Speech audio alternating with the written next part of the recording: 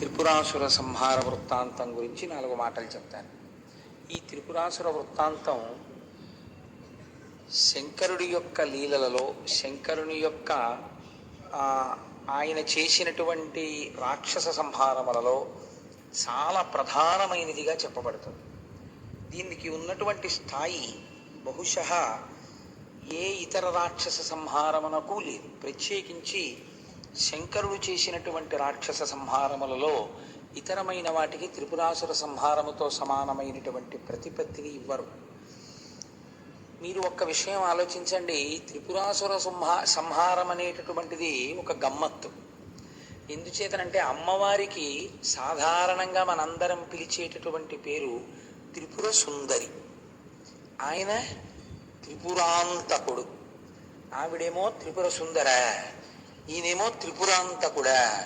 వీళ్ళిద్దరూ ఆది దంపతులా? వీళ్ళిద్దరూ ఇంతకాలం నుంచి ఇంత అందంగా దాంపత్యం వెళ్ళిపోతోందా? ఏమిటి ఆశ్చర్యం? అలా ఉంటుందా లోకంలో? భర్తేమో దాన్ని పాడు చేసేవాడు, భార్య ఏమో దాని చేత సౌందర్యవతిగా చెప్పబడినది. వీళ్ళిద్దరిది కలిపి ఆది దంపతులు. వాళ్ళిద్దరూ దాని విషయంలో ఏమీ దెబ్బలాడుకోరు, చక్కగా అన్యోన్యంగా కాపరం చేస్తారు. ఇద్దరి విషయంలోనూ ఈ త్రిపుర అనేటటువంటి మాట అనుసంధానం చేస్తారు. అసలు ఇంకా చెప్పాలంటే త్రిపుర అన్న పేరే ఉంది అమ్మవారికి. శంకరుడికి త్రిపుర అని పిలవరు, త్రిపురాంతకుడు అంటారు. త్రిపురములను అంతము చేసినవాడు అంటారు. ఇలా ఎందుకు జరిగింది తత్వంలో? అసలు ఆ త్రిపురాసురులు ఎవరు? ఎవరో ఒక్క రాక్షసుల గురించి చెప్తారు తప్ప వాళ్ళ ముగ్గురి పేర్లని పక్కన పెట్టింది పురాణం.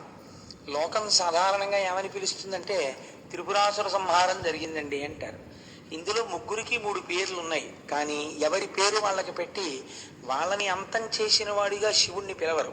త్రిపురాంతకుడు, త్రిపురారి అని పిలుస్తూ ఉంటారు. అసలు అలాంటి పేరు ఎందుకు వచ్చింది? ఈ లీల వెనకాతల ఉన్నటువంటి తత్వమేమి అన్నదాన్ని మనం ఈశ్వరుని యొక్క అనుగ్రహము చేత కొంత పరిశీలన చేసేటటువంటి ప్రయత్నం చేద్దాం. మీరు తారకాసురుడి గురించి విన్నారు. తారకాసురుడు సుబ్రహ్మణ్యేశ్వర స్వామి వారి చేతిలో నిహతుడైనటువంటి రాక్షసుడు. లోకాల్ని చాలా కాలం బాధ పెట్టినటువంటి వాడు. ఆయనకు ఒక 3 కుమారులు. ఆ 3 కుమారులే పెద్దవాడి పేరు తారకాక్షుడు, రెండవ వాడి పేరు కమలాక్షుడు, మూడవ వాడి పేరు విద్యున్మాలి. ముగ్గురివి 3 పేర్లు. ఉపాధులు ఉన్నప్పుడు పేర్లు ఉండాలి కదండి, అందుకని ఏదో 3 పేర్లు పెట్టుకున్నాడు ఆయన అందంగా. ఇప్పుడు ఈ ముగ్గురికి తండ్రి తారకాసురుడు. ఈ తారకాసురుడు ఎవరి చేత వధింపబడినాడు అంటే సుబ్రహ్మణ్యుడి చేత వధింపబడినాడు. మీరు ఇక్కడ ఒక్క విషయం కొంచెం గుర్తు చేసుకోవాలి. తండ్రి పేరు చెప్పారు అంటే పురాణంలో మీరు ఏదో కొంచెం ఆలోచించవలసిన విషయం ఉంటుంది. అంటే చెప్పకుండా కూడా కుదరదనుకోండి. తారకాసురుడు తనకి చావు రాదు అని ధైర్యం ఎందుకు పెంచుకున్నాడు అంటే, పరమశివుడికి వీర్యము స్ఖలనమైతే దాని వలన కుమారుడు సంభవిస్తే ఆ కుమారుడి వలన నేను మరణించాలని కోరుకున్నాడు. ఆయన నమ్మకం ఏమిటంటే శంకరుడు కామారి, కాముని పట్ల శత్రుత్వం ఉన్నవాడు. ఆయన కామమునకు లొంగడు కనుక వీర్యము స్ఖలనము కాదు. స్ఖలనము కాదు కాబట్టి కొడుకు పుట్టడు కాబట్టి తనకి మరణం లేదు. అంటే మరణము ఇయ్యడము, మరణము లేకుండా ఉండడం అన్నది కుదరదని బ్రహ్మగారు అన్నారు. కాబట్టి ఆయన ఇంకొక వైపు నుంచి నరుక్కొచ్చాడు. ఇంత ప్రయత్నం చేసినా సుబ్రహ్మణ్యుడు ఆవిర్భవించాడు. తారకాసుర సంహారం జరిగింది. ఇప్పుడు ఆ కొడుకులు ఏ ఆలోచన పొందాలండి? అదే ప్రపంచంలో మరణం అనేటటువంటిది శరీరమునకు సంబంధించిన విషయము. మీరు కేవలం ఆ 3 గురించి మాట్లాడకండి. వాళ్ళ గురించి వాళ్ళు ఏదో చాలా అజ్ఞానంలో ఉన్నట్టు, వాళ్లే వరాలు అడిగినట్టు మీరు భావన చేస్తే చాలా తప్పు. పురాణ ప్రవచనము, పురాణము వినడము అనేటటువంటిది దేని కొరకు వస్తుందో తెలుసా అండి? మన అజ్ఞానాన్ని పోగొట్టుకోవడానికే వస్తుంది. శృతి, స్మృతి, పురాణము. ప్రమాణము శృతి, దానిలో చెప్పబడిన విషయమును ఆచరణలోకి తెచ్చుకొనుటకు స్మృతి. వేదములో చెప్పబడిన దాన్ని భూతద్దంలో చూపించి బాగా మనస్సులో నాటుకునేటట్టుగా చేయగలిగినటువంటి ఇతివృత్తముతో కూడినది పురాణము. అలాగని ఏదో ఒక కథ చెప్పచ్చా కల్పిత కథతో? చెప్పకూడదు. వంశానుచరితం చేయవ, యథార్థముగా జరిగినటువంటి విషయాన్ని మాత్రమే పురాణం మాట్లాడాలి. ఇప్పుడు తండ్రి చావు ఉండకూడదు చావు ఉండకూడదని ఎంత ప్రయత్నించినా చచ్చిపోయాడు. కాబట్టి కొడుకులకి ఏం తెలిసి రావాలి వెంటనే? అరే చూసావా, దేహం ఉండిపోవాలని మా నాన్న ఇంత తాపత్రయపడ్డాడు, ఉండనే లేదు, చచ్చిపోయాడు మా నాన్న. ఇదే నా తండ్రి చతుర్ముఖ బ్రహ్మగారు ప్రత్యక్షమైనప్పుడు, ఈశ్వర నీ అనుగ్రహము చేత నేను మళ్ళీ పుట్టవలసిన అవసరము లేని జ్ఞానము నా యందు భాషించుగాక అనో, లేకపోతే విభీషణుళ్ళ నేను ఎప్పుడూ ధర్మము తప్పని స్థితి నాకు కలగాలను అడిగి ఉంటే ఇవాళ మా నాన్న చరిత్ర వేరొక రకంగా ఉండేది. మా నాన్న చివరి మెట్టు ఎక్కాడు, కానీ అక్కడి నుంచి జారిపోయాడు. తపస్సు చేశాడు, చతుర్ముఖ బ్రహ్మగారిని ప్రత్యక్షం చేసుకున్నాడు. అడగకూడనిది అడిగాడు తప్ప అడగవలసినది అడగలేదు. ఇది మా నాన్న జీవితంలో పెద్ద పొరపాటని పిల్లలు గుర్తించాలి. అలా గుర్తిస్తే వాళ్ళు ఏమవుతారండి? వాళ్ళు చాలా ఉన్నతమైన మార్గానికి వెళ్తారు. ఇప్పుడు త్రిపురాసురులు అలా గుర్తించలేదు అంటూ కథ ప్రారంభం. మీరు త్రిపురాసురుల మీద మాత్రమే పెట్టి వాళ్ళేదో చాలా తప్పులు చేసిన వాళ్ళల్లా, మనం శౌనకాది మహర్షుల్లా, మనం ఏమీ తప్పు చేయని వాళ్ళల్లా మనం అనుకుండిపోయాం అనుకోండి, మనది తప్పే. ఇది చెయ్యకూడదు అని తెలిసాక చెయ్యకుండా ఉండని వాళ్ళెందరూ. ఎందుకు చేస్తాం? ఏ తప్పదులేండి, ఏదో భగవంతుడు చూసి చూడక వదిలేస్తాడు అని చేసేస్తుంటాం. అలా అయ్యో ఇలాంటి తప్పులు చేసినటువంటి వాళ్ళు అలాంటి ఫలితాలు అనుభవిస్తున్నారని మీకు తెలుసు. తెలిసి మీరు ఆ తప్పుని ఏదో ఒక రకమైనటువంటి నచ్చ చెప్పుకునే రీతిలో మనస్సుకి కొనసాగించడాన్నే మనం ఇష్టపడతాం. ఎందుకు ఇష్టపడతాం? కారణము కేవల అజ్ఞానము. శరీరము తోడి ఉన్నటువంటి సంబంధాల్ని దృష్టిలో పెట్టుకుని మనం ఈ రకమైన పనినే చేస్తాం. పురాణం మన మీద పెట్టకుండా అందంగా ఎత్తి చూపిస్తుంది. ఒక్కొక్కరు తన మీద ఉన్న పెద్దలు చేసిన తప్పు చూస్తారు, చూసి దిద్దుకుంటారు వెంటనే. కొడుకు అలా ఉండడు. హిరణ్యకశిపుడు చాలా నేరం చేసినటువంటి వాడు, కానీ లీలావతి గర్భంలో ఉండగా విన్నాడు నారదుడు. కానీ ప్రహ్లాదుడు చేశాడా తప్పు? చెయ్యలేదు. తన ముందు వాడు చేసింది చేయలేదు, తన తరువాతి వాడు చేసినప్పుడు కూడా వచ్చి ఈశ్వరుడితో అదే చెప్పాడు. బలిచక్రవర్తిని కట్టేస్తే ప్రహ్లాదుడు వచ్చాడు. వచ్చి ఆయన ఒక మాట అంటాడు, ఇతనికి ముందు నీవింద్ర పదం బిచ్చి నేడు తిప్పుటయును నెరయ మేలు, మోహనాహంకృతి గర్వాంధతమస వికారంబు దాని మాన్పి కరుణ రక్షించుటయు కాక శిక్షించుటే తత్వజ్ఞునకు మహేంద్రత్వమేల, నీ పాదకమలంబు నియతి కొల్చిన తాని పోలునే సురరాజ్య భోగపరత, గర్వమే పార కన్నులు కనరావు చెవులు వినరావు చిత్తంబు చిక్కుపడును, సేవలన్నీయు మరచు నీ మహిమ మాన్పి మేలు చేసితివి నీ మేర మెట్టి చూపి అంటాడు.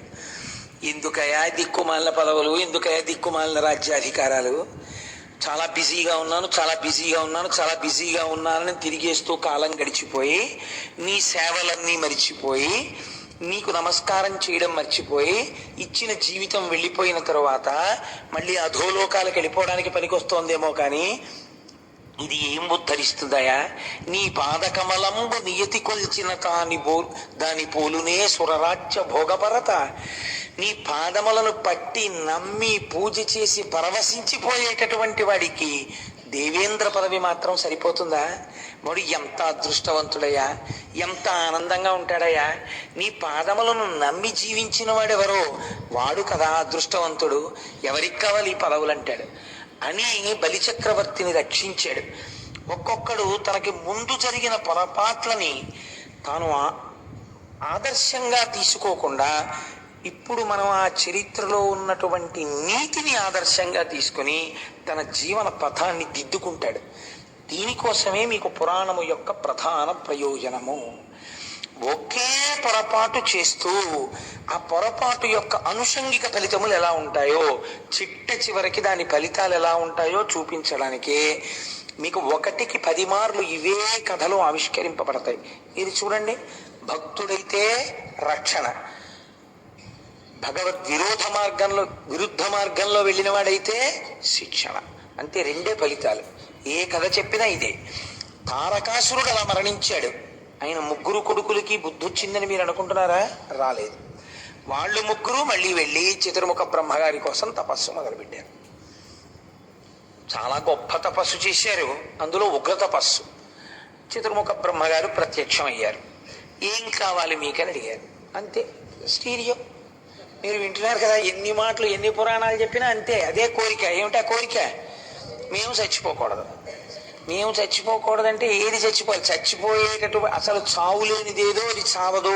పాప బ్రహ్మగారు మళ్ళీ చెప్తారు, ఆత్మకి చావు లేదు, శరీరము చావకుండా ఉండలేదు. కాబట్టి నువ్వు ఏది చావకూడదంటున్నావు? ఇదే చావకూడదంటున్నాను. అప్పుడు ఆయన అంటారు, నువ్వేం చూస్తున్నావు? పుట్టినప్పటి నుంచి నీ కళ్ళ ముందు కనపడినటువంటి అనేక పదార్థములు వెళ్ళిపోవడం నువ్వు చూసావా? నీ తండ్రి గారికి తద్దినం పెట్టావా? నీ తల్లి గారికి తద్దినం పెడుతున్నావా? నీ తాతగారికి తద్దినం పెట్టావా? కొన్ని ఫోటోలు చూసినప్పుడు వీళ్ళు రాజ్యాలు వెళ్ళారు, వీళ్ళు వెళ్ళిపోయారని చదువుకుంటున్నావా?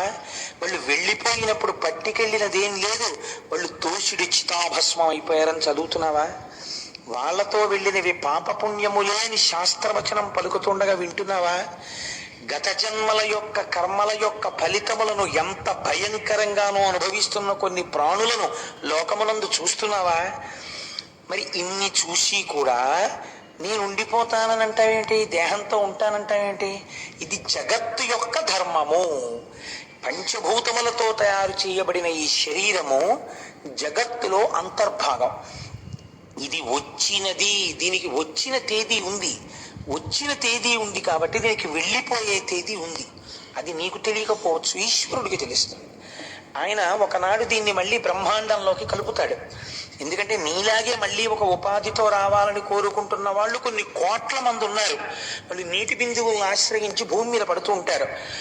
ఉపాధి యొక్క గొప్పతనం ఉపాధి ఉండగా తెలియకపోవడం మాయలో అంతర్భాగం. మీకు ఇది ఒక చాలా ఆశ్చర్యంగా ఉంటుందండి. చాలా కష్టపడి 2 సంవత్సరాలు ఎంసెట్కి ప్రిపేర్ అయినటువంటి పిల్లవాడి యొక్క జీవితం అంతా దేని వలన నిర్ణయింపబడుతుంది? 3 గంటలు ఎంత బాగా రాస్తాడన్న దాని మీదే ఉంటుంది. 3 గంటలు చాలా బాగా రాశాడు అనుకోండి, గురి కుదిరి అంతే.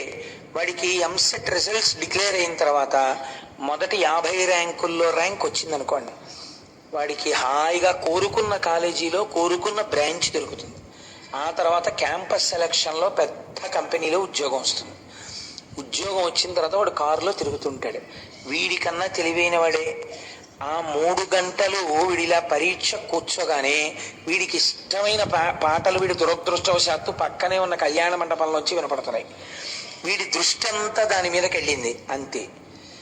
మళ్ళీ 3 ఏళ్ళు పోయేటప్పటికీ వీడు భానుగుడి జంక్షన్లో నిలబడి ఉండగా తనతో కలిసి చదువుకునే రోజుల్లో తనకన్నా తెలివి కొంచెం తక్కువ ఉన్నవాడు కారులో వెళ్ళిపోతూ భార్యతో సిగ్నల్ లైట్ పడితే ఆగి ఎరా బాగున్నావా అని డోర్ దింపి పలకరిస్తాడు. ఎందుకు వచ్చింది తేడా? ఆ 3 గంటల్లో వచ్చింది. మనుష్య ఉపాధి ఆ 3 గంటల లాంటిది. కోట్ల కోట్ల కోట్ల జన్మల తర్వాత ఈ ఉపాధి వచ్చింది. దీనితో మీరు నామము చెప్పగలరు, దీనితో మీరు పురాణమును వినగలరు, దీనితో మీరు ఈశ్వరార్చన చెయ్యగలరు. కానీ చెయ్యకపోతే ఏమవదు. భానుగుడి జంక్షన్లో నించుంటారు, కారులో వెళ్ళిపోయే వాళ్ళు వెళ్ళిపోతారు. కాబట్టి దీనితో ఈశ్వరుణ్ణి చేరేటటువంటి ప్రయత్నము ప్రధానముగా ఉండాలి. మిగిలినవన్నీ దానికి కలుపుకోవాలి. అది చాలా ప్రధానమైనటువంటి విషయం. కాబట్టి ఇప్పుడు ఆయన అన్నాడు, దీని పేరు జగత్. మేము ఇంకో పేరుతో పిలవలేదు. జగత్ అంటే ఏమిటో తెలుసా? జ అంటే జాయతే, గ అంటే గచ్చతి, పుడుతుంది వెళ్ళిపోతుంది. ఇలా జగత్ అని ఏది పిలవబడిందో అది ఉండునది కాదు, అది సత్యము కాదు. అది కొన్నాళ్లే ఉంటుంది, ఆ తర్వాత ఉండదు ఇహ. కాబట్టి ఇప్పుడు మీకు మాంసనేత్రమునకు కనపడేటటువంటి జగత్ ఏదైనా సరే కొంతకాలము తర్వాత వెళ్ళిపోవలసినదే. అది యుగాంతం వరకో కొన్ని వేల సంవత్సరాల వరకో అలా ఉంటుందని నమ్మకం ఉండదు. 1000 సంవత్సరాలు ఉంటే మాత్రం సత్యం ఏంటి? వెళ్ళిపోయిందా లేదా కొన్నాళ్ళ తర్వాత? కాబట్టి జగత్తు వెళ్ళిపోతుంది, నువ్వు కూడా జగత్. ఈ శరీరము ఉండదు, అలా ఉండకూడదు కూడా. జర్జరీభూతం అయిపోతుంది కాలగతిలో. అయిపోయిన తర్వాత చాలా ఇబ్బంది పడిపోతావు. అప్పుడు ఆ శరీరంలో ఇంకా నువ్వు ఉండలేవు. ఎప్పుడు విడుదల పొందుతావా అని బాధపడతావు. కాబట్టి అలా అడగకూడదు. నువ్వు ఈ శరీరంతో ఉంటానంటాయంటే అలా ఎవరికి ఇవ్వరు. నువ్వు ఇంత తపస్సు చేసిన తర్వాత నువ్వు అడగవలసింది ఏదైనా ఉంటే అడుగు, నీకు నేను ఇస్తానన్నారు. ఇప్పుడు వాడికి ఏమర్థం అవ్వాలండి? బ్రహ్మగారి ఈ మాటలు చెప్పినప్పుడు ఏమర్థం అవ్వాలి? కాబట్టి ఇవన్నీ వెళ్ళిపోతాయి. వెళ్ళిపోని వస్తువు ఏదో ఉందంటున్నావు కదా, అది తెలుసుకునే అదృష్టం నాకి అనాలి. వాడు అలా అనలేదు. ఇది అజ్ఞానం అంటే.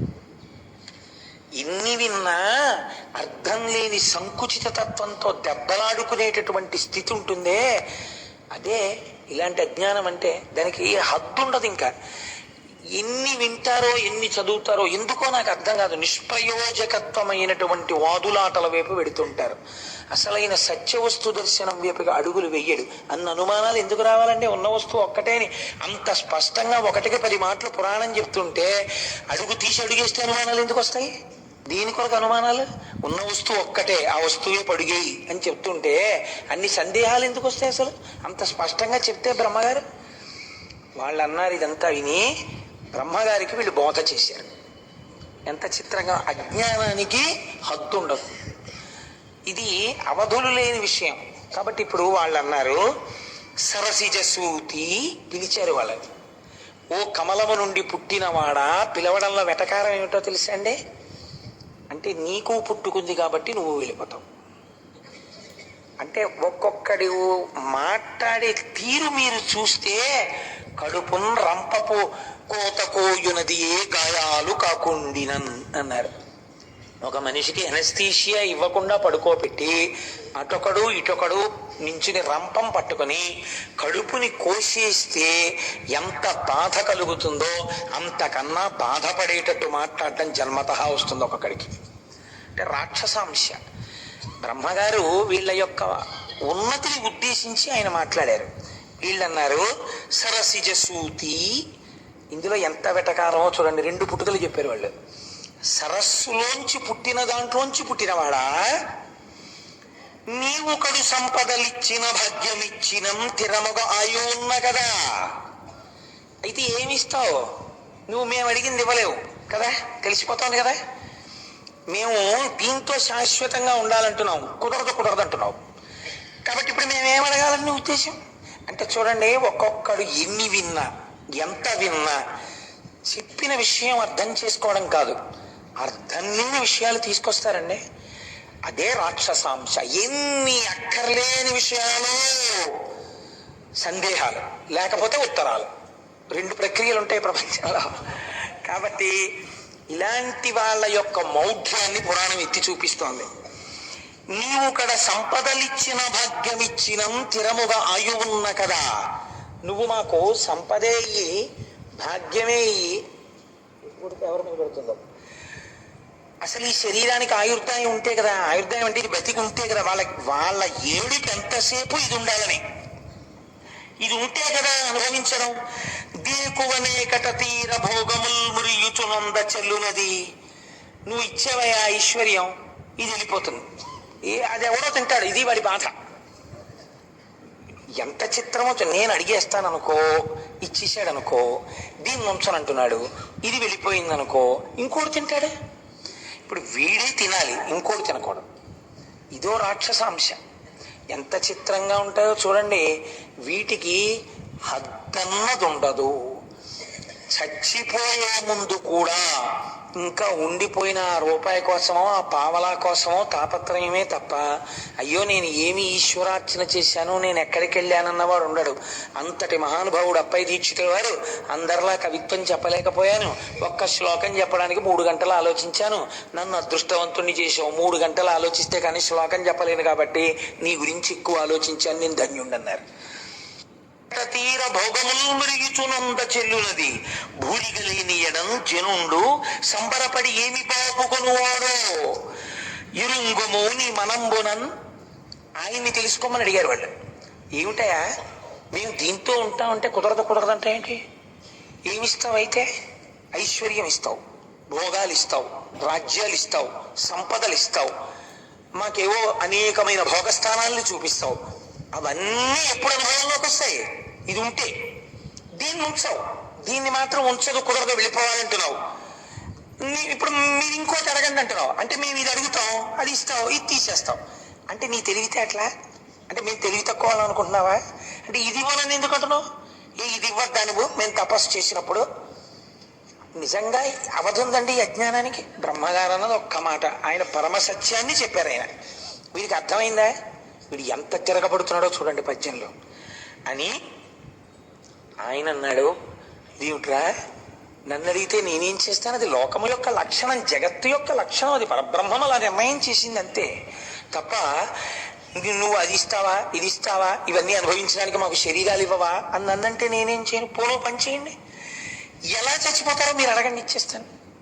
పోనీ మీకు భోగాలు అనుభవించడానికి ఆయుర్దాయం కావాలంటున్నారు కదా, పోనీ మేము ఇలా చచ్చిపోతాం అని మీరు అడగండి, అలాగే చచ్చిపోతారు. కానీ ఇప్పుడు ఆయన ఇంకొక అవకాశం ఇచ్చాడు. ఇది పెద్ద మనస్సు, దీన్ని పెద్ద మనస్సు అంటారు. అందుకని బ్రహ్మగారు ఆధ్యక్షం వహించాడు. సాధారణంగా నాకు అందుకే పురాణం చెప్పేటప్పుడు బ్రహ్మ చెప్పాడు అనబుద్ధి. నేను ఎప్పుడు సాధారణంగా నాకు తెలిసి నేను అంత లేఖిగా మాట్లాడినట్టు నాకు జ్ఞాపకంలో లేదు. నేను ఎప్పుడైనా బ్రహ్మగారి గురించి మాట్లాడితే బ్రహ్మగారు అంటుంటాను. కారణం ఏంటంటే నేను ఆ పురాణములు చదివినప్పుడు నా మనస్సులో ఆయన పట్ల పెంచుకున్న గౌరవం అటువంటిది. మహానుభావుడు ఎంతమంది రాక్షసులకు కనపడతారో ఆయన కనపడినప్పుడల్లా జ్ఞానబోధ చేస్తారు. ఫోన్లే మారుతారేమో అని చెప్తూనే ఉంటారు. వాళ్ళ అజ్ఞానమే వాళ్ళది. ఎన్ని తిరగబడి మాట్లాడతారో ఆయన్ని. అయినా మహానుభావుడు ఎంత దయాళువో. నేను చెప్పాను కదండి, ఉన్న బ్రహ్మమే బ్రహ్మగా, విష్ణువుగా, శివుడిగా కనపడుతుంటుంది. ఒకనాడు దీనిది పెద్దపీట, ఒకనాడు దానిది పెద్దపీట. ఎప్పుడు ఎలా పెద్దపీట వేస్తే బాగుంటుందో అలా పెద్దపీట వేస్తారు అంతే తప్పించి దానికి మనం గుండెలు బాధేసుకోవాల్సిన అవసరం ఏం లేదు. ఇప్పుడు మా ఇంట్లో నాకు పెళ్ళి అవుతుంది అనుకోండి, నాకు పెళ్ళైతే నాకు బుగ్గం చుక్కెడతారు, నాకు పారాణి రాస్తారు, పెళ్లి కొడుకు కదా అని నన్ను కారెక్కిస్తారు కదా, నన్ను కారెక్కిస్తారు. కానీ అదేంటి వాడి పెద్ద తండ్రి నేనున్నాను, పిన తండ్రి నేనున్నాను, వీడు కారెక్కడం ఏంటి, వీడు బుగ్గం చుక్కట్టుకోవడం ఏంటి, వీడు పారాణి ఇట్టుకోవడం ఏంటి, వీడు పెళ్లి బట్ట కట్టుకోవడం ఏంటి, నీ కట్టుకుంటానంటారంటే మా పెదనాన్నగారు అలా అనరు. నాకు పెళ్ళి అయిపోయింది, రేపు మా అబ్బాయి పెళ్లి చేస్తాను. మా అబ్బాయి పెళ్లి చేసేటప్పుడు ఏట్రా నిన్ను కన్న తండ్రిని, నాకుండదు ఏంటి ఈ ముచ్చటంతాను, నేను మీ అమ్మ కూడా బొగ్గం చొక్కలెట్టుకుని కారు ఎక్కుతాం, నువ్వు రా వెనకాల నడిచి అంటే మా అబ్బాయి ఏమంటాడు, బుద్ధి ఉందా లేదా నీకు బొగ్గ చొక్కలేటంటాడు. ఎప్పుడు ఎవరికి ఏ గౌరవం అప్పుడు వారికి ఆ గౌరవం. కొడుకు పెళ్లి కొడుకుగా ఉంటే అప్పుడు పెళ్లి కొడుకుగా కొడుక్కి గౌరవం, పెళ్లి కొడుకుగా తాతగారు ఉన్నప్పుడు తాతగారికి కావేమో, మళ్ళీ ఆయన షష్ఠి పూర్తి పీటల మీద కూర్చుంటే ఆ గౌరవం. తాతగారు షష్ఠి పూర్తి చాలా బాగుంది, నీ చేసుకుంటానని మనం అడగకూడదు, అడిగిన చెయ్యి కదండి. ఎప్పటికీ ఎవరికి ఏ గౌరవం ఎలా ఇచ్చి మనం దాని వలన పాఠం నేర్చుకోవాలో అలా నేర్పుతారు. ఒకసారి బ్రహ్మగారికి ఇస్తారు, ఒకసారి విష్ణువుకి ఇస్తారు, ఒకసారి శివుడికి ఇస్తారు. శివుడికి ఇచ్చినప్పుడు వినేసి విష్ణు భక్తులు గుండెలు బాధేసుకుని, విష్ణువుకి ఇచ్చినప్పుడు శివభక్తులు గుండెలు బాధేసుకుని, వీళ్ళిద్దరికి ఇచ్చినప్పుడు బ్రహ్మభక్తులు గుండెలు బాధేసుకుని, ఇంకా ఎలా వెతికి ఎక్కడ అవకాశం దొరుకుతుంది గుండెలు బాధేసుకుందాం అంటే నీ గుండెలే నొప్పి. తత్వం తెలుసుకుంటే హాయ్, ఉన్న వస్తువే ఇలా గౌరవింపబడుతుందని ఆనందపడుతుంటాం. ఆనందపడ్డం నేర్చుకోవాలి జ్ఞానము చేత, అంతేగాని గుడ్డలు బాదుకోవడానికి పురాణ శ్రవణం వేదాంతం ఎందుకండి, దానికి ఏదో ఒక వంక చూసుకు బాదుకుంటూ ఉండొచ్చు కదా. కాబట్టి ఇప్పుడు వీళ్ళు నిష్కారణంగా గుండెలు బాదుకుంటే ఆయన అన్నాడు, పోబోయ్ ఎందుకు అలా బాధేసుకుంటారు, అలా బాధపడిపోకండి, చచ్చిపోతారన్నానే కదా ఇంత ఏడి చేస్తున్నారు మీరు, పోనీ మీరు ఎలా చచ్చిపోతారో చెప్పండి, అలా ఇస్తాను. ఎప్పుడు చచ్చిపోతారు ఇష్టం, స్వచ్ఛంద మరణం భీష్ముడికి ఇచ్చినట్టు ఇచ్చేస్తున్నాం. అంత స్వచ్ఛంద మరణం ఉన్నవాడు మహానుభావుడు గనక తనంత తాను మనవలొచ్చి తాత ఎప్పుడు చచ్చిపోతావు అని అడిగితే ఫలానా విధంగా అయితే చచ్చిపోతాను రా అని చెప్పి చచ్చిపోయాడు, ధర్మాన్ని నిలబెట్టడానికి. అది మహాపురుషుడు అనిపించుకున్నాడు. నువ్వే అడుగుపోని ఎలా చచ్చిపోతావు. ఇందులో మీరు బాగా వినండి, నేను ఎందుకు ఇంత నొక్కి చెప్తున్నానో తెలుసా అండి. మరణము తథ్యము అని అంగీకరించగలిగితే చాలా పాపాలు చేయడానికి మనిషి ఇష్టపడ్డాడు. ఎందుకో తెలుసా, దీంతో చేస్తావు ఇది వెళ్ళిపోతుంది, కానీ పట్టుకుని నువ్వు వెళ్ళాలి, తర్వాత జన్మలు నిర్ణయింపబడతాయి. ఎందుకది నాకు అక్కర్లేనే జైన్ దీంతో అంటాడు కదండి. అలా అనలేదంటే పెద్ద రాక్షసత్వం అదే, ఇది ఉండిపోతుంది అనుకుంటున్నాం. అక్కడ మొదలవుతోంది రాక్షసత్వం, అంత పాపానికి హేతు అదే. అయితే మీరే అడగండి రా అన్నాడు. అంటే వాళ్ళు అన్నారు, అయినను నీవు కాదనినా అక్కట ఏమి అనర్థము, నీ మానసత్వం ప్రకారమే అమర్చికొనందగు పైడి వెండి ఇన్మౌ నగరంబులన్ మూడు కాదట కురుపు అవి నెలపై ఆనక మీట తిరుగుచు విహారము చేయుచునుండగావలెన్. ఏం చేస్తాం, మా కర్మ. నీ గురించి తపస్సు చేశాం, నువ్వేదో ఉద్ధరిస్తావు అనుకున్నావు, వచ్చావు, ఏమన్నావు? అది మీలో కోరుకుంటారా అంటున్నావు. అంటే ఏమిటి ఇప్పుడు? ఏదో రోజున మేము చచ్చిపోవాలి కదా, సరే తప్పదు, ఏం చేస్తాం? నువ్వు కాదన్న తర్వాత ఏదో అడగాలి కదా. అంటే ఎవరిని ఉద్ధరిస్తున్నట్టు? బ్రహ్మగారిని ఉద్ధరిస్తున్నారు వీళ్ళు అడిగి. అయినా పాపం ఆయన ఏం అనలేదండి. సరే ఓ పని చెయ్యి, అయినను నీవు కాదని నా అక్కట బాధపడిపోతున్నారు పాపం. ఏం చేస్తానులే, నువ్వు కాదంటే నీ శక్తి లేదంటే పోనీ అలాగే అడుగుతాం. ఏం చేస్తావు? ఒక బంగారు నగరం ఒకటి నిర్మించు, మయుణ్ణి పిలిచి. ఒక వెండి నగరం ఒకటి నిర్మించు, ఒక ఇనప నగరం నిర్మించు. మా ముగ్గురు అన్నదమ్ముల మూడింటిలో ఎక్కుతాం. ఈ మూడు ఆగకుండా తిరుగుతూ ఉండాలి ఆకాశంలో. మాకు ఎంత శక్తి ఉండాలంటే అందరినీ ఓడించేస్తాం. మేము ఆ నగరాలు తిరుగుతుంటే ఇదో వెర్రండి, వెర్రికి హద్దు ఉండదు అసలు. భోగం అనుభవించడానికి ఒక చోట కూర్చుని అనుభవించచ్చుపోని అలా తిరుగుతూ అనుభవిస్తాడు. అంటే వాడిలా అనుభవించేవాడు ఇంకోడు లేడని ఇంకోడు అనుకోవాలి. కాబట్టి ఎందుకు అలాగా అంటే దానికి ఇలా చేయడం వల్ల ఉపయోగం ఉంటుందా అంటే దానికి హేతువు లేదు. పౌడర్ రాసుకోవాలనుకున్నారనుకోండి, మీరు చాలా ఇంపోర్టెడ్ పౌడర్ డబ్బా, ఎవరి దగ్గర లేని పౌడర్ మీరు తెచ్చుకున్నారనుకోండి, సంతోషమే. మీ ఇంట్లో కూర్చుని రాసుకున్నారనుకోండి, భోగం అనుభవించారు. మీరు పౌడర్ రాసుకుంటున్నారని ఊరంతా తెలియాలని మీరు వీధి గేట్లోకి వచ్చి కూర్చుని ఏమన్నా రాని ఇలా వేసుకుని ఇలా రాసుకుని ఆ డబ్బా ఇలా ఇలా ఇలా ఇలా అన్ని అపార్ట్మెంట్లకి చూపిస్తే ఏమనుకోవాలి దాన్ని? అప్పుడు ఎవడు మీరు అంత భాగం అనుభవిస్తున్నాడు అనుకోడు, మీ అజ్ఞానం అనుకుంటారు కదండి. హద్దులేని అజ్ఞానం చూడండి. ఇప్పుడు అలా తిరుగుతూ ఉంటారు, అసలు భూమి మీద దిగరట వాళ్ళు. మేము అలా తిరుగుతూ ఉంటాం, తిరుగుతూనే భాగాలన్నీ అనుభవిస్తాం. తిరుగు కళ్ళు తిరుగుతాయి నాకే. కాబట్టి కనీసం వచ్చి అంటే ఎప్పుడు చచ్చిపోతారా మీరని అడిగాడు ఆయన. వాళ్ళు అది చెప్పట్లేదు. ముందు 3 నగరాలు అందులో తిరుగుతాం. సరే ఎలా చచ్చిపోతారు? నేను అది అడిగాను కదా మిమ్మల్ని, చెప్తావా? ఉండు, ఎలా చచ్చిపోతాం అనుకున్నావు? ఈ 3 పురాలు ఎప్పుడు ఒక గీతలోకి రాకూడదు, సరళ రేఖలోకి. అవి అలా అలా అలా అలా తిరుగుతూ ఉండాలి. 1000 దివ్య సంవత్సరాలకి ఒక్క క్షణం సేపు మాత్రం ఈ 3 పురాలు ఒకే సరళ రేఖలోకి వచ్చి నిలబడాలి. ఇలా నిలబడినప్పుడు మిట్ట మధ్యాహ్నం వేళ అభిజిత్ ముహూర్తంలో చంద్రుడు పుష్యమీ నక్షత్రంలో ఉండగా పుష్కళావర్తక మేఘాలలోంచి వర్షం కురుస్తుంటే ఇత పూర్వం ప్రపంచంలో ఎక్కడా లేనటువంటి ఒక కొత్త రథం ఎక్కి ఇత పూర్వం లోకంలో ఎవరు ఇంతకు ముందు పట్టుకోనటువంటి ఒక అపూర్వమైనటువంటి ధనస్సు పట్టుకుని ఒకే బాణంతో ఒకేసారి విడిచిపెట్టి దేవతా సార్వభౌముడైన వాడు ఆ 3 పురాలు ఒక్క క్షణం ఇలా సరళ రేఖలో ఉండగా కొట్టేస్తే మేము చచ్చిపోతాం. ఆ క్షణంలో ఒక్క బాణంతో అటువంటి రథం మీద అటువంటి వాడు కొట్టకపోతే మళ్ళీ మేము బతికేస్తాం.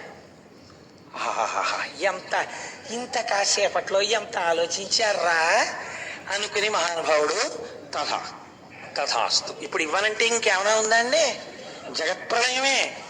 ఎంత పేచియో వద్దురా, నీకొచ్చింది ఇంతోటి సీటు, డొనేషన్ కడితే వచ్చిన సీట్రా, నీకెందుకురా హీరో హోండా ప్యాషన్ ప్లస్ 50,000 రా, వద్దురా అంటే అది లేకపోతే నాకు నాన్నగారు మ్యాథమెటిక్స్ ఆన్సర్లు రావట్లేదంటాడు అంతే కొడుకు. ఎంత నాకు ఇండిగ్నిఫైడ్ అండి. అందరూ వాటి మీద వస్తున్నారు, నన్ను ఎక్కించి పెడుతున్నారు వెనకాల. నాకు ఎంత సిగ్గుచేటు. కొనవలసిందే. నువ్వు అప్లై చేస్తావో విఆర్ఎస్ఏ పెట్టేస్తావో, నాకు కొంటేనే పెడతా కాలేజీకి అంటే ఏం చేశాడు? వద్దురా అంటే ఏం చేస్తాడో అందుకని అపఖ్యాతి పడలేక ఇచ్చాడు.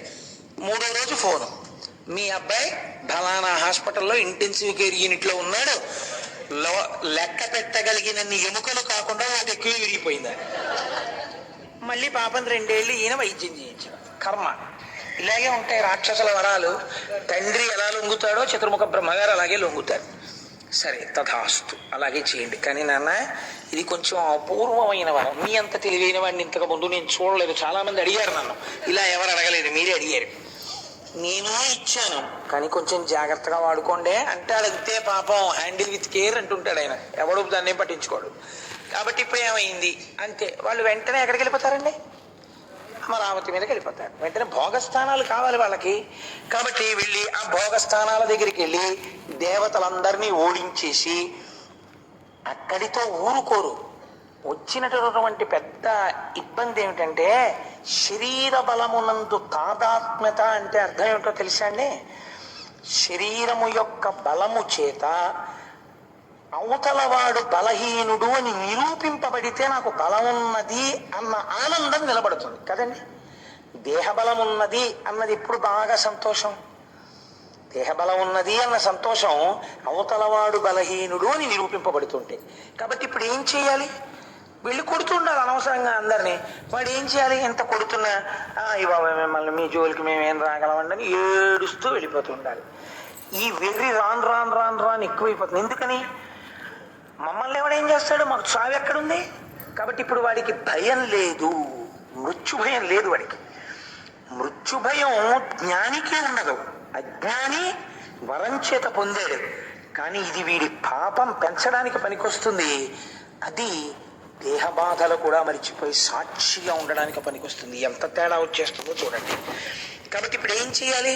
తన బలం నిరూపించుకోవడానికి అందరినీ వెళ్ళి కొడుతుండాలి. వీళ్ళ దృష్టిలో బాగా బలమైన వాళ్ళు ఎవరు అంటే వర్షము కురిపించగలిగిన వాడు, ఆయనకు అధికారం ఉంది.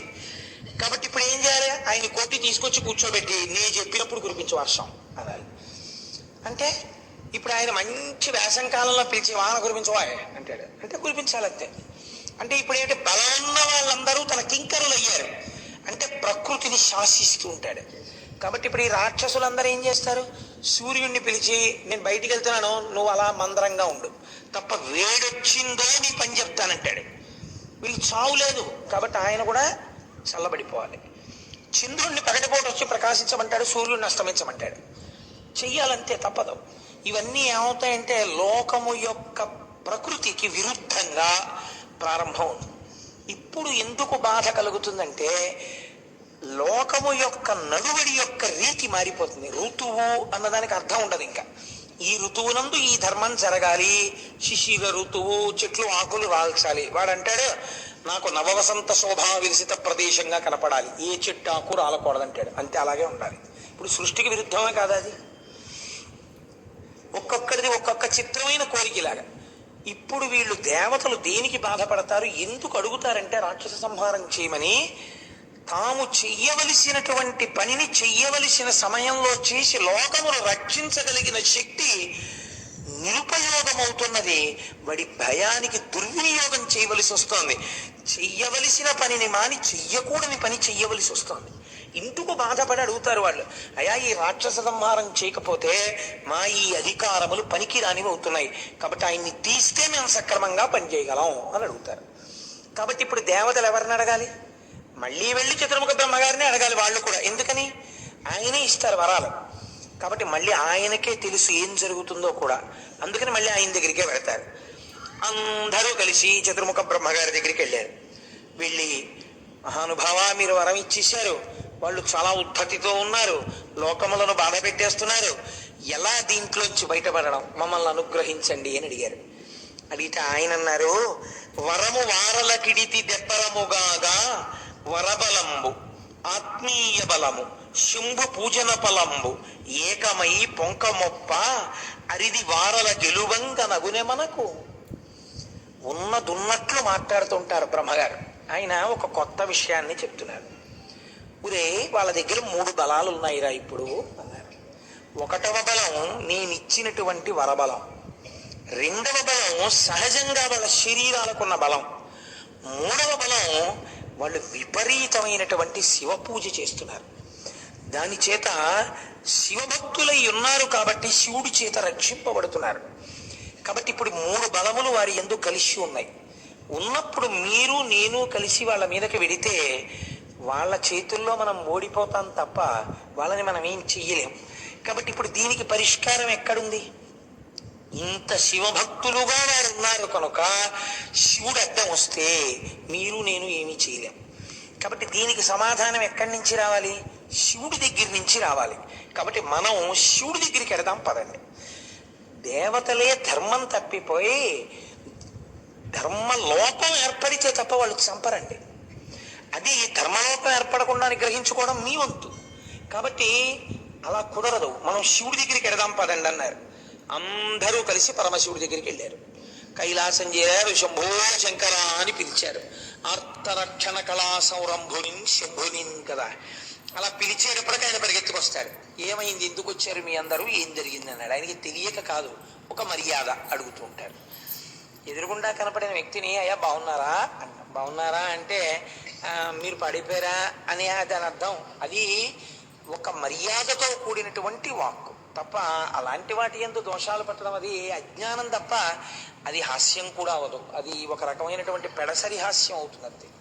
కాబట్టి ఏమైందంటే శంకరుడి దగ్గరికి వెళ్ళి దేవతలందరూ అడిగితే ఆయన అన్నాడు, కృన్నెల పువ్వు దాల్చుదొరా కోవిదులారా ఇటులు కలంకగా జన్నే వగంతరంగుడు నిశాచర వీరులు భక్తులు ఎట్లు వారిని నశింపచేతునిక శ్రీపతి యొద్దకు పోయి చెప్పురా మిన్న ఏదేని మాయగొని మీ పరితాపము బాపు రూఢిగా. నిజమేనా, మీరందరూ చెప్పారు, మీ కష్టం నాకు అర్థమైంది. వాడు మిమ్మల్ని చాలా హింస పెడుతున్నారు. ఆ ముగ్గురు వాళ్ళని చంపవలసిందే. కానీ మీరు ఒక్కటి ఆలోచించండి, వాళ్ళు తెల్లవారి లేచిన దగ్గర నుంచి రాత్రి వరకు నా నామస్మరణ చేస్తుంటారు, నన్ను కొలుస్తూ ఉంటారు, నా పూజ చేస్తూ ఉంటారు. నా పూజ చేసి నన్ను నమ్మి ఉండడమే కదా భక్తి అంటే. ఖచ్చితంగా దుర్వినియోగం అయిపోతుంది ఆ భక్తి.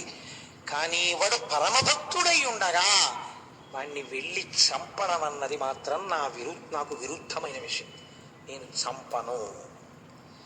ఆయనే ఎందుకు చంపాలండి? వాళ్ళు మాట అడిగారు, దేవతా సార్వభౌముడు చంపాలి మమ్మల్ని అన్నారు.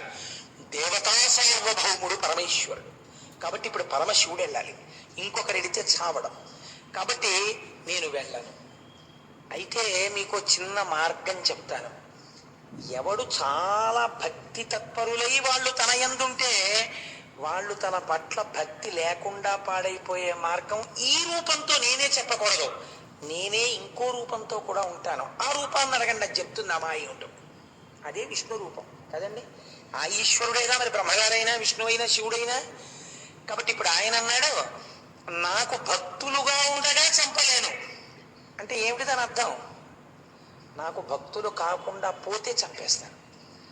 అలా ఎలా అయిపోతారో నేను చెప్పకూడదు, బాగుండదు. వాళ్ళు నన్ను భక్తితో కొలుస్తుంటే వాళ్ళకి నా భక్తి ఎలా పోతుందో ఎలా చెప్తాను? విష్ణుమూర్తిని అడగండి, ఆయన చెప్తాడు. ఈ చెప్పడంలో వెటకారం ఉందని మీరు అనుకుంటున్నారా?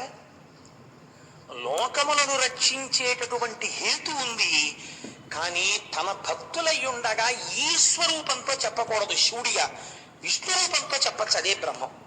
వాడి దృష్టిలో విష్ణువు వేరు శివుడు వేరు. కాబట్టి వాడు అలా అన్నాడు. వాడు నేను శంకర భక్తుడినే కానీ విష్ణు భక్తుడిని కానన్నాడు.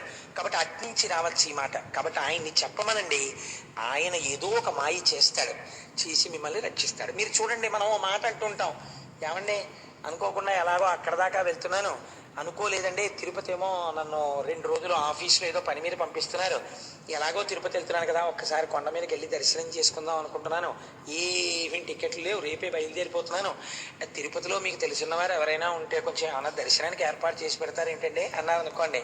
మీకేం పర్వాలేదు ఉండండి అని చెప్పి ఏదో సెల్ నెంబర్కి ఫోన్ చేసి ఎవరితోనో మాట్లాడతారు, రమ్మనండి నేను చూసుకుంటాను, వచ్చి మనతో కలవమనండి అన్నారు అనుకోండి.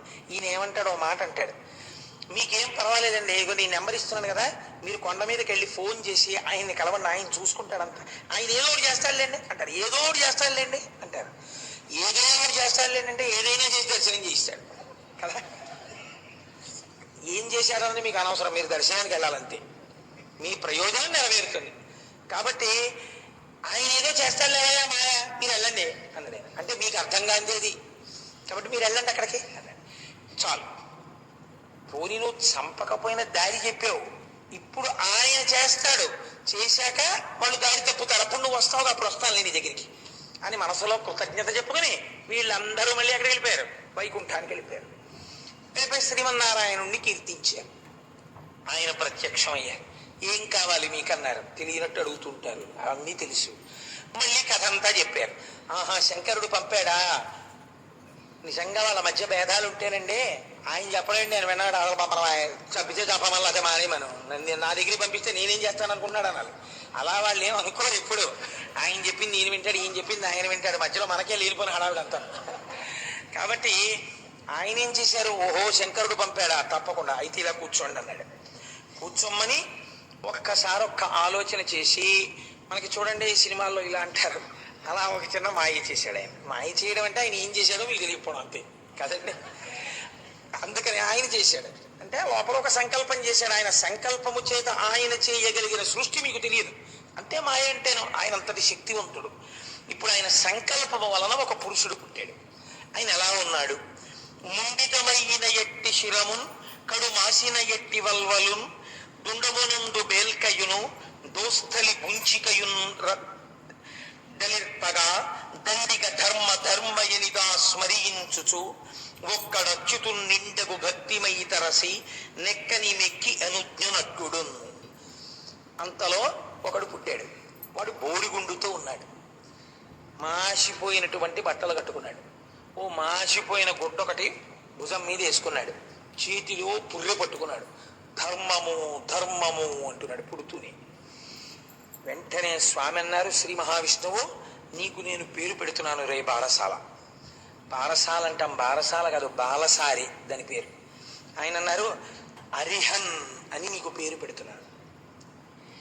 నువ్వు ఇప్పుడు చేసేటటువంటి పని తక్కువ, నీ ప్రబోధాలు లోకంలో బాగా ప్రచారంలోకి వచ్చి కలిపురుషుడికి బాగా పనికొస్తాయి కలియుగంలో. కాబట్టి ప్రస్తుతానికి నువ్వు ఒక్క పని చెయ్యాలి. ఏం చెయ్యాలో తెలుసా, అరిహన్నామము దాల్చి హరు ఒప్పుము చోటు నీకు అమరిచదా ముందరసి 16 వేలుగా అరుదగునొక మోహశాస్త్రం అమరింపు వెసన్.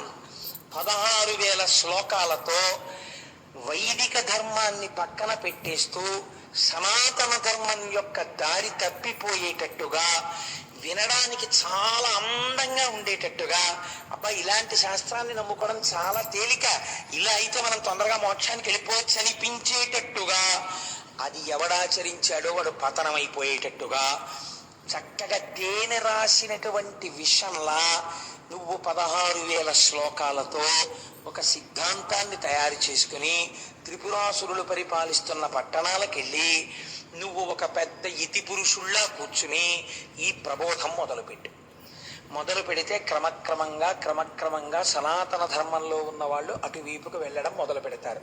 వారి ధర్మము లుప్తమైపోతుంది. వారి ధర్మము లుప్తమైపోగానే వారిని సంహరించడానికి శివుడు వస్తాడు. కాబట్టి నువ్వు వెళ్ళి ఆ బోధ చెయ్యన్నాడు. ఈ చిత్రం ఏమిటంటే ఈయన వెళ్ళాడు త్రిపురాసురుల దగ్గరికి. వెడితే ఎవ్వరూ ఈయన బోధ వెళ్ళాడు. చాదల వైద్యం బోధ అన్నాడు. ఆయన తిరిగి వచ్చేసాడు. ఎవరు వింటలేదండి అక్కడ ఈ బోధ చెప్దామని ఎవరినైనా పిలిచి మొదటి శ్లోకం చెప్పగానే నోరు మోయి ఏమిటి బోధ, సనాతన ధర్మం గొప్పదని వెళ్ళిపోతున్నారు, నన్ను ఏం చేయమంటారని అడిగాడు. మళ్ళీ ఒక్కసారి శ్రీమన్నారాయణుడు ఆలోచించి ఇది గొప్పది అని ఓ పెద్ద ఆయన సర్టిఫికెట్ ఇస్తే మిగిలిన వాళ్ళు నమ్మేస్తారు. కాబట్టి ఇప్పుడు ముందు లోకాలు నిలబడాలి ఈ త్రిపురాసురుల నుంచి. కాబట్టి లోకరక్షణార్థము నారదా నువ్వు ఈ పని చెయ్యవలసిందే. ఒక్కొక్కసారి ధర్మము ఎంత గమ్మత్తుగా ఉంటుందో తెలుసా అండి.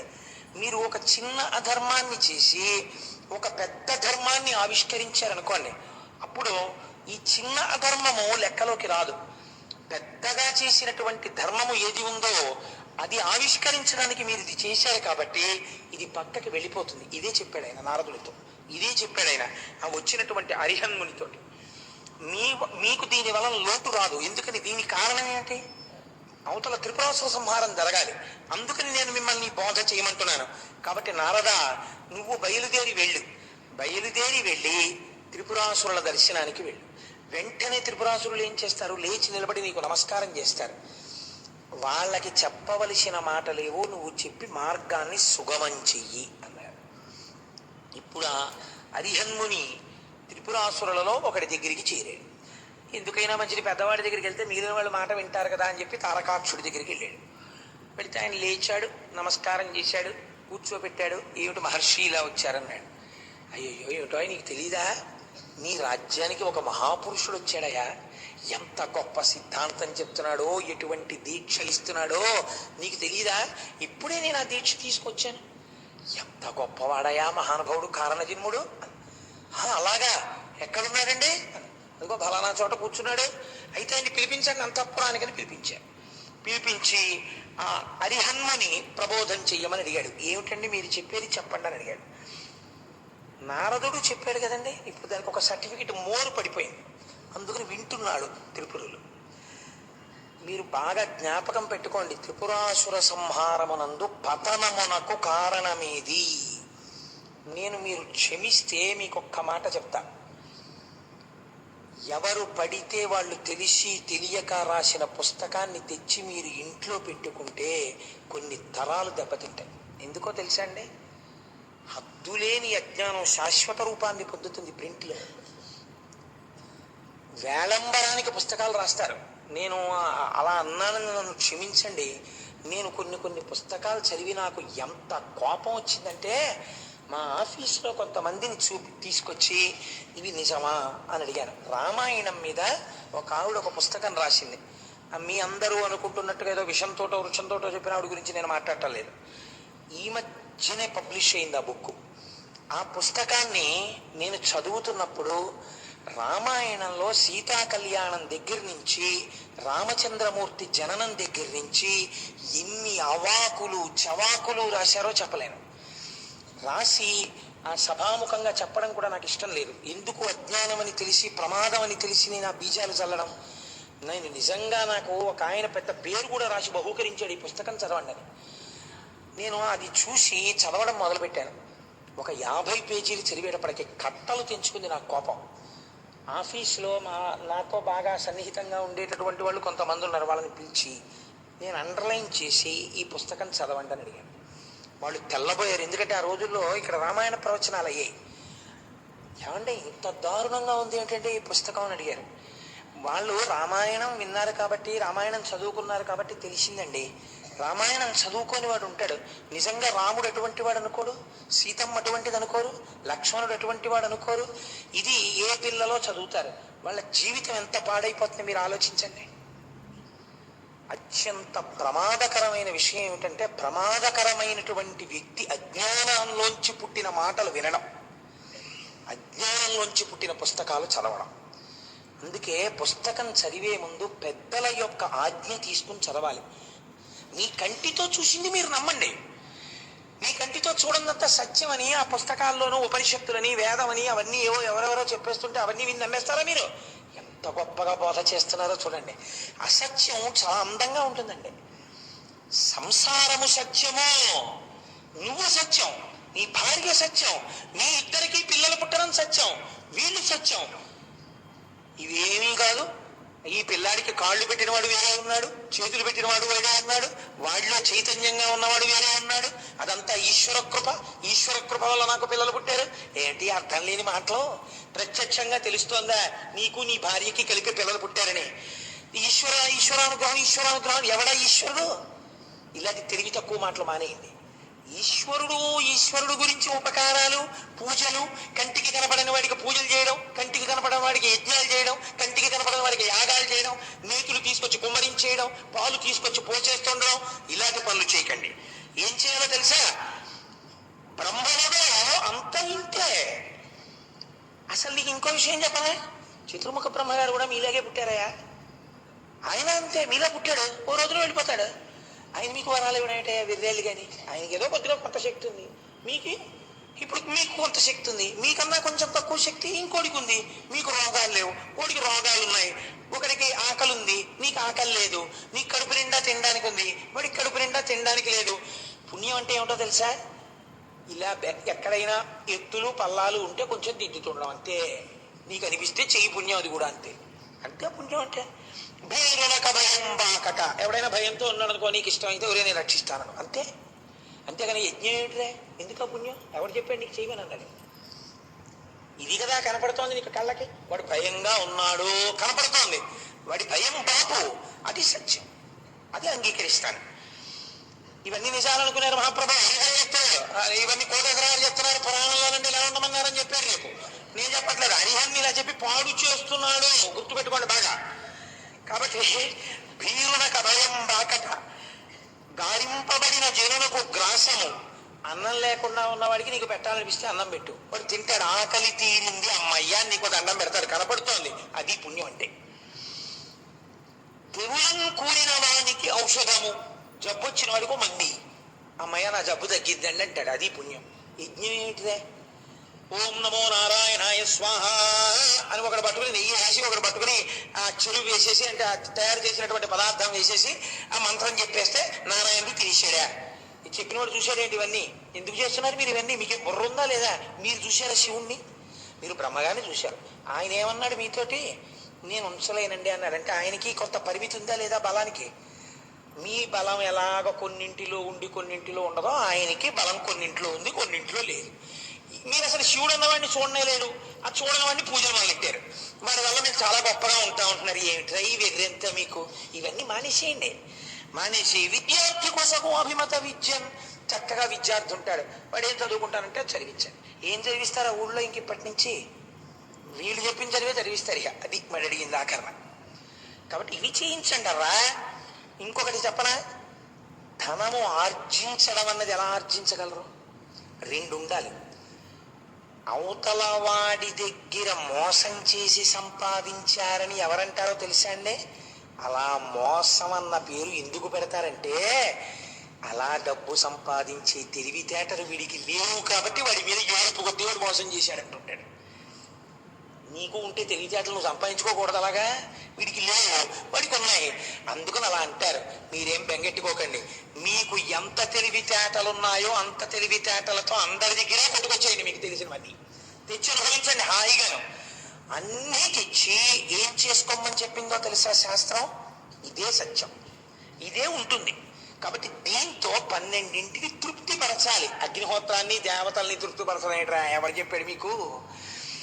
5 జ్ఞానేంద్రియాలు ఉన్నాయి. కళ్ళతో మీకు ఏది చూడాలనిపిస్తే చూసేయండి, చెవులతో మీకు ఏది వినాలంటే అది వినండి, నోటితో మీకు ఏం మాట్లాడాలంటే అది మాట్లాడేయండి, నాలుకతో మీకు ఏం తినాలంటే తినేయండి, ముక్కుతో మీకు ఏది వాసన చూడాలంటే చూసేయండి, చర్మంతో మీకు ఏది ముట్టుకోవాలంటే అది ముట్టుకోండి, కర్మేంద్రియాలతో కాళ్ళు చేతులు నోరు అంటే మల విసర్జకాలయము మూత్ర విసర్జకాలయం ఉన్నాయి కదండి, మీకు వాటితో ఏం చెయ్యాలనుకుంటున్నారో చెయ్యాలని చేస్తే మీకు తృప్తి కలుగుతుందో చేసేయండి. మనస్సు బుద్ధి, ఇప్పుడు ఈ 10ంటిని మీరు వాడుతుంటే మనస్సు బుద్ధి సంతోషపడుతుంటాయి. అంతే, అదే ఆనందం. అంటే అదే బ్రహ్మానందం. ఇంకేంటి? ఇవన్నీ వదిలేసి ఎక్కడో కూర్చుంటే బ్రహ్మానందం ఎవడు చెప్పాడు రా మీకు? వాడేదో వదిలేసి వెళ్ళి కూర్చున్నాడు, అదే అలా కూర్చున్నావు పాపం ఏం లేదా అంటే మీరు బాధపడతారని, అందులో బ్రహ్మానందం ఉంది బ్రహ్మానందం ఉంది అంటాడు. లేకపోతే అయ్యో పిచ్చాడా ఇన్నాళ్ళు అలా కూర్చున్నావు ఏమీ లేదా అని మీరు అంటారేమో అని అంటున్నాడు. అంతే, అవన్నీ మీరేం నమ్మకండి. ఇదే బ్రహ్మానందం అంటే. చక్కగా ఇలా అనుభవించండి. చూసారా? ఇంకొక మాట చెప్తాను మీకు. ఎప్పుడో పడిపోయేడు శరీరమిరిగి వేగా ఆది ఉన్నంత కేతట యతిశయిల్లా పెళ్ళుగా భోగముల చెంది ఉల్లసిల్లవలయు అవ్వల నీమి కన్పట్టు కనుడు. ఏమిట్రా ఈ హద్దులేమిటి, నీతులేమిటి, మీకు మీరు సూత్రాలు రాసేసుకోవడం ఏమిటి? ఇదో శరీరం, ఆ పక్కన ఇంకో శరీరం ఉంది. ఈ శరీరానికి ఆ శరీరం నచ్చిందనుకో, ఈ శరీరంతో ఆ శరీరాన్ని అనుభవించేయడమే. ఈ శరీరానికి ఆకలేసిందనుకో, దీనికి బలం ఉందనుకో, అవతలపడి బలం లేదనుకో, నీకు ఆకలేసింది కాబట్టి ముందు లాగేయడమే, నువ్వు తినేయడమే. అంతే. ఇవన్నీ అయిపోయిన తర్వాత అలా చేయకూడదండి, అలా చేస్తే పాపం వస్తుందండి. పాపం వస్తే ఏమవుతుంది? ఇది పడిపోయాక ఏదో అవుతుంది. ఎవడు చెప్పాడు? ఇది పడిపోయాక ఏదో అవుతుంది. నువ్వు చూసి వచ్చావా? చూసి వచ్చిన వాడిని ఒకటి వచ్చి చెప్పమనండి అంటే అలా చెప్పాడు ఎవడంటే? శాస్త్రం ప్రమాణం. అది వేదమును ప్రమాణముగా స్వీకరించిన వాడైతే అయ్యో ఇది దోషభూయిష్టమైన వాక్కు, వీడికి తెలియనివో మాట్లాడుతున్నాడు, వీడి కంటికి కనపడింది సత్యం అని మాట్లాడుతున్నాడు, వీడికి తెలియదు వీడికి అని వెళ్ళిపోతాడు. కాబట్టి ఇప్పుడు ఇవన్నీ చెప్తుంటే పాపం వాళ్ళు అలా చెవులొక్కి విన్నారు. విని ఆహాహాహా ఏమిట్రా మనం మందమతులం, ఏమిటి పూజలు ఏమిటి, శివలింగాలు ఏమిటి, యజ్ఞాలు ఏమిటి, యాగాలు ఏమిటి, ఏమిటి మనం ఎంత ఇన్నాళ్ళు అసలు మనకి తెలియలేదు. అసలు మనమే కదా బ్రహ్మగారిని అడిగాం ఆయువు ఉంటే కదా భోగం అని, అందుకే కదా మనం అడిగాం 1000 దివ్యవత్సరాలని అని. వెంటనే రాజ్యంలో ఉన్న వాళ్ళందరినీ వావి లేదు, వరస లేదు, భార్య లేదు, బిడ్డ లేదు, మీ ఇష్టం భోగాలు అనుభవించండి అన్నది. అంతే, ఇంకా శరీర సంబంధమైన భోగము ప్రారంభం అయిపోయింది.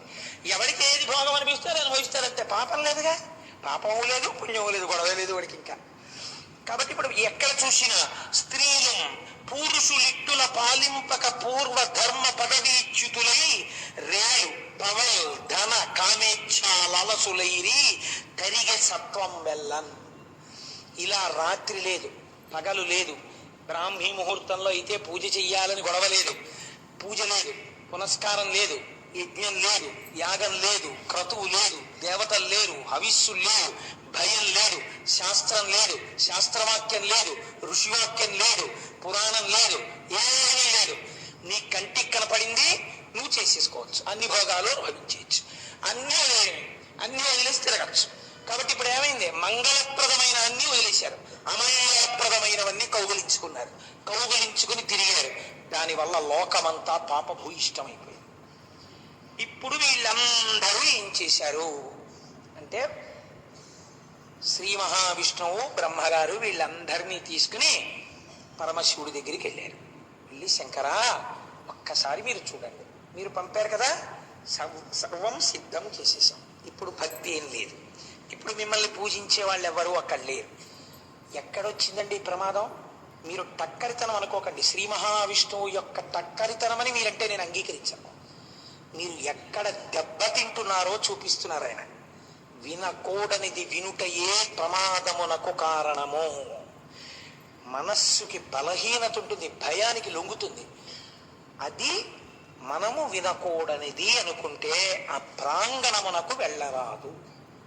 అవి మీరు విననవసరం లేదు. మీరు నేను వినను, మా ఈశ్వరుడు నాకున్నాడు, నేను ఏదో పూజించుకుంటున్నాను, నన్ను నేను రక్షింపబడతాను అని మీరు చెప్పాలి.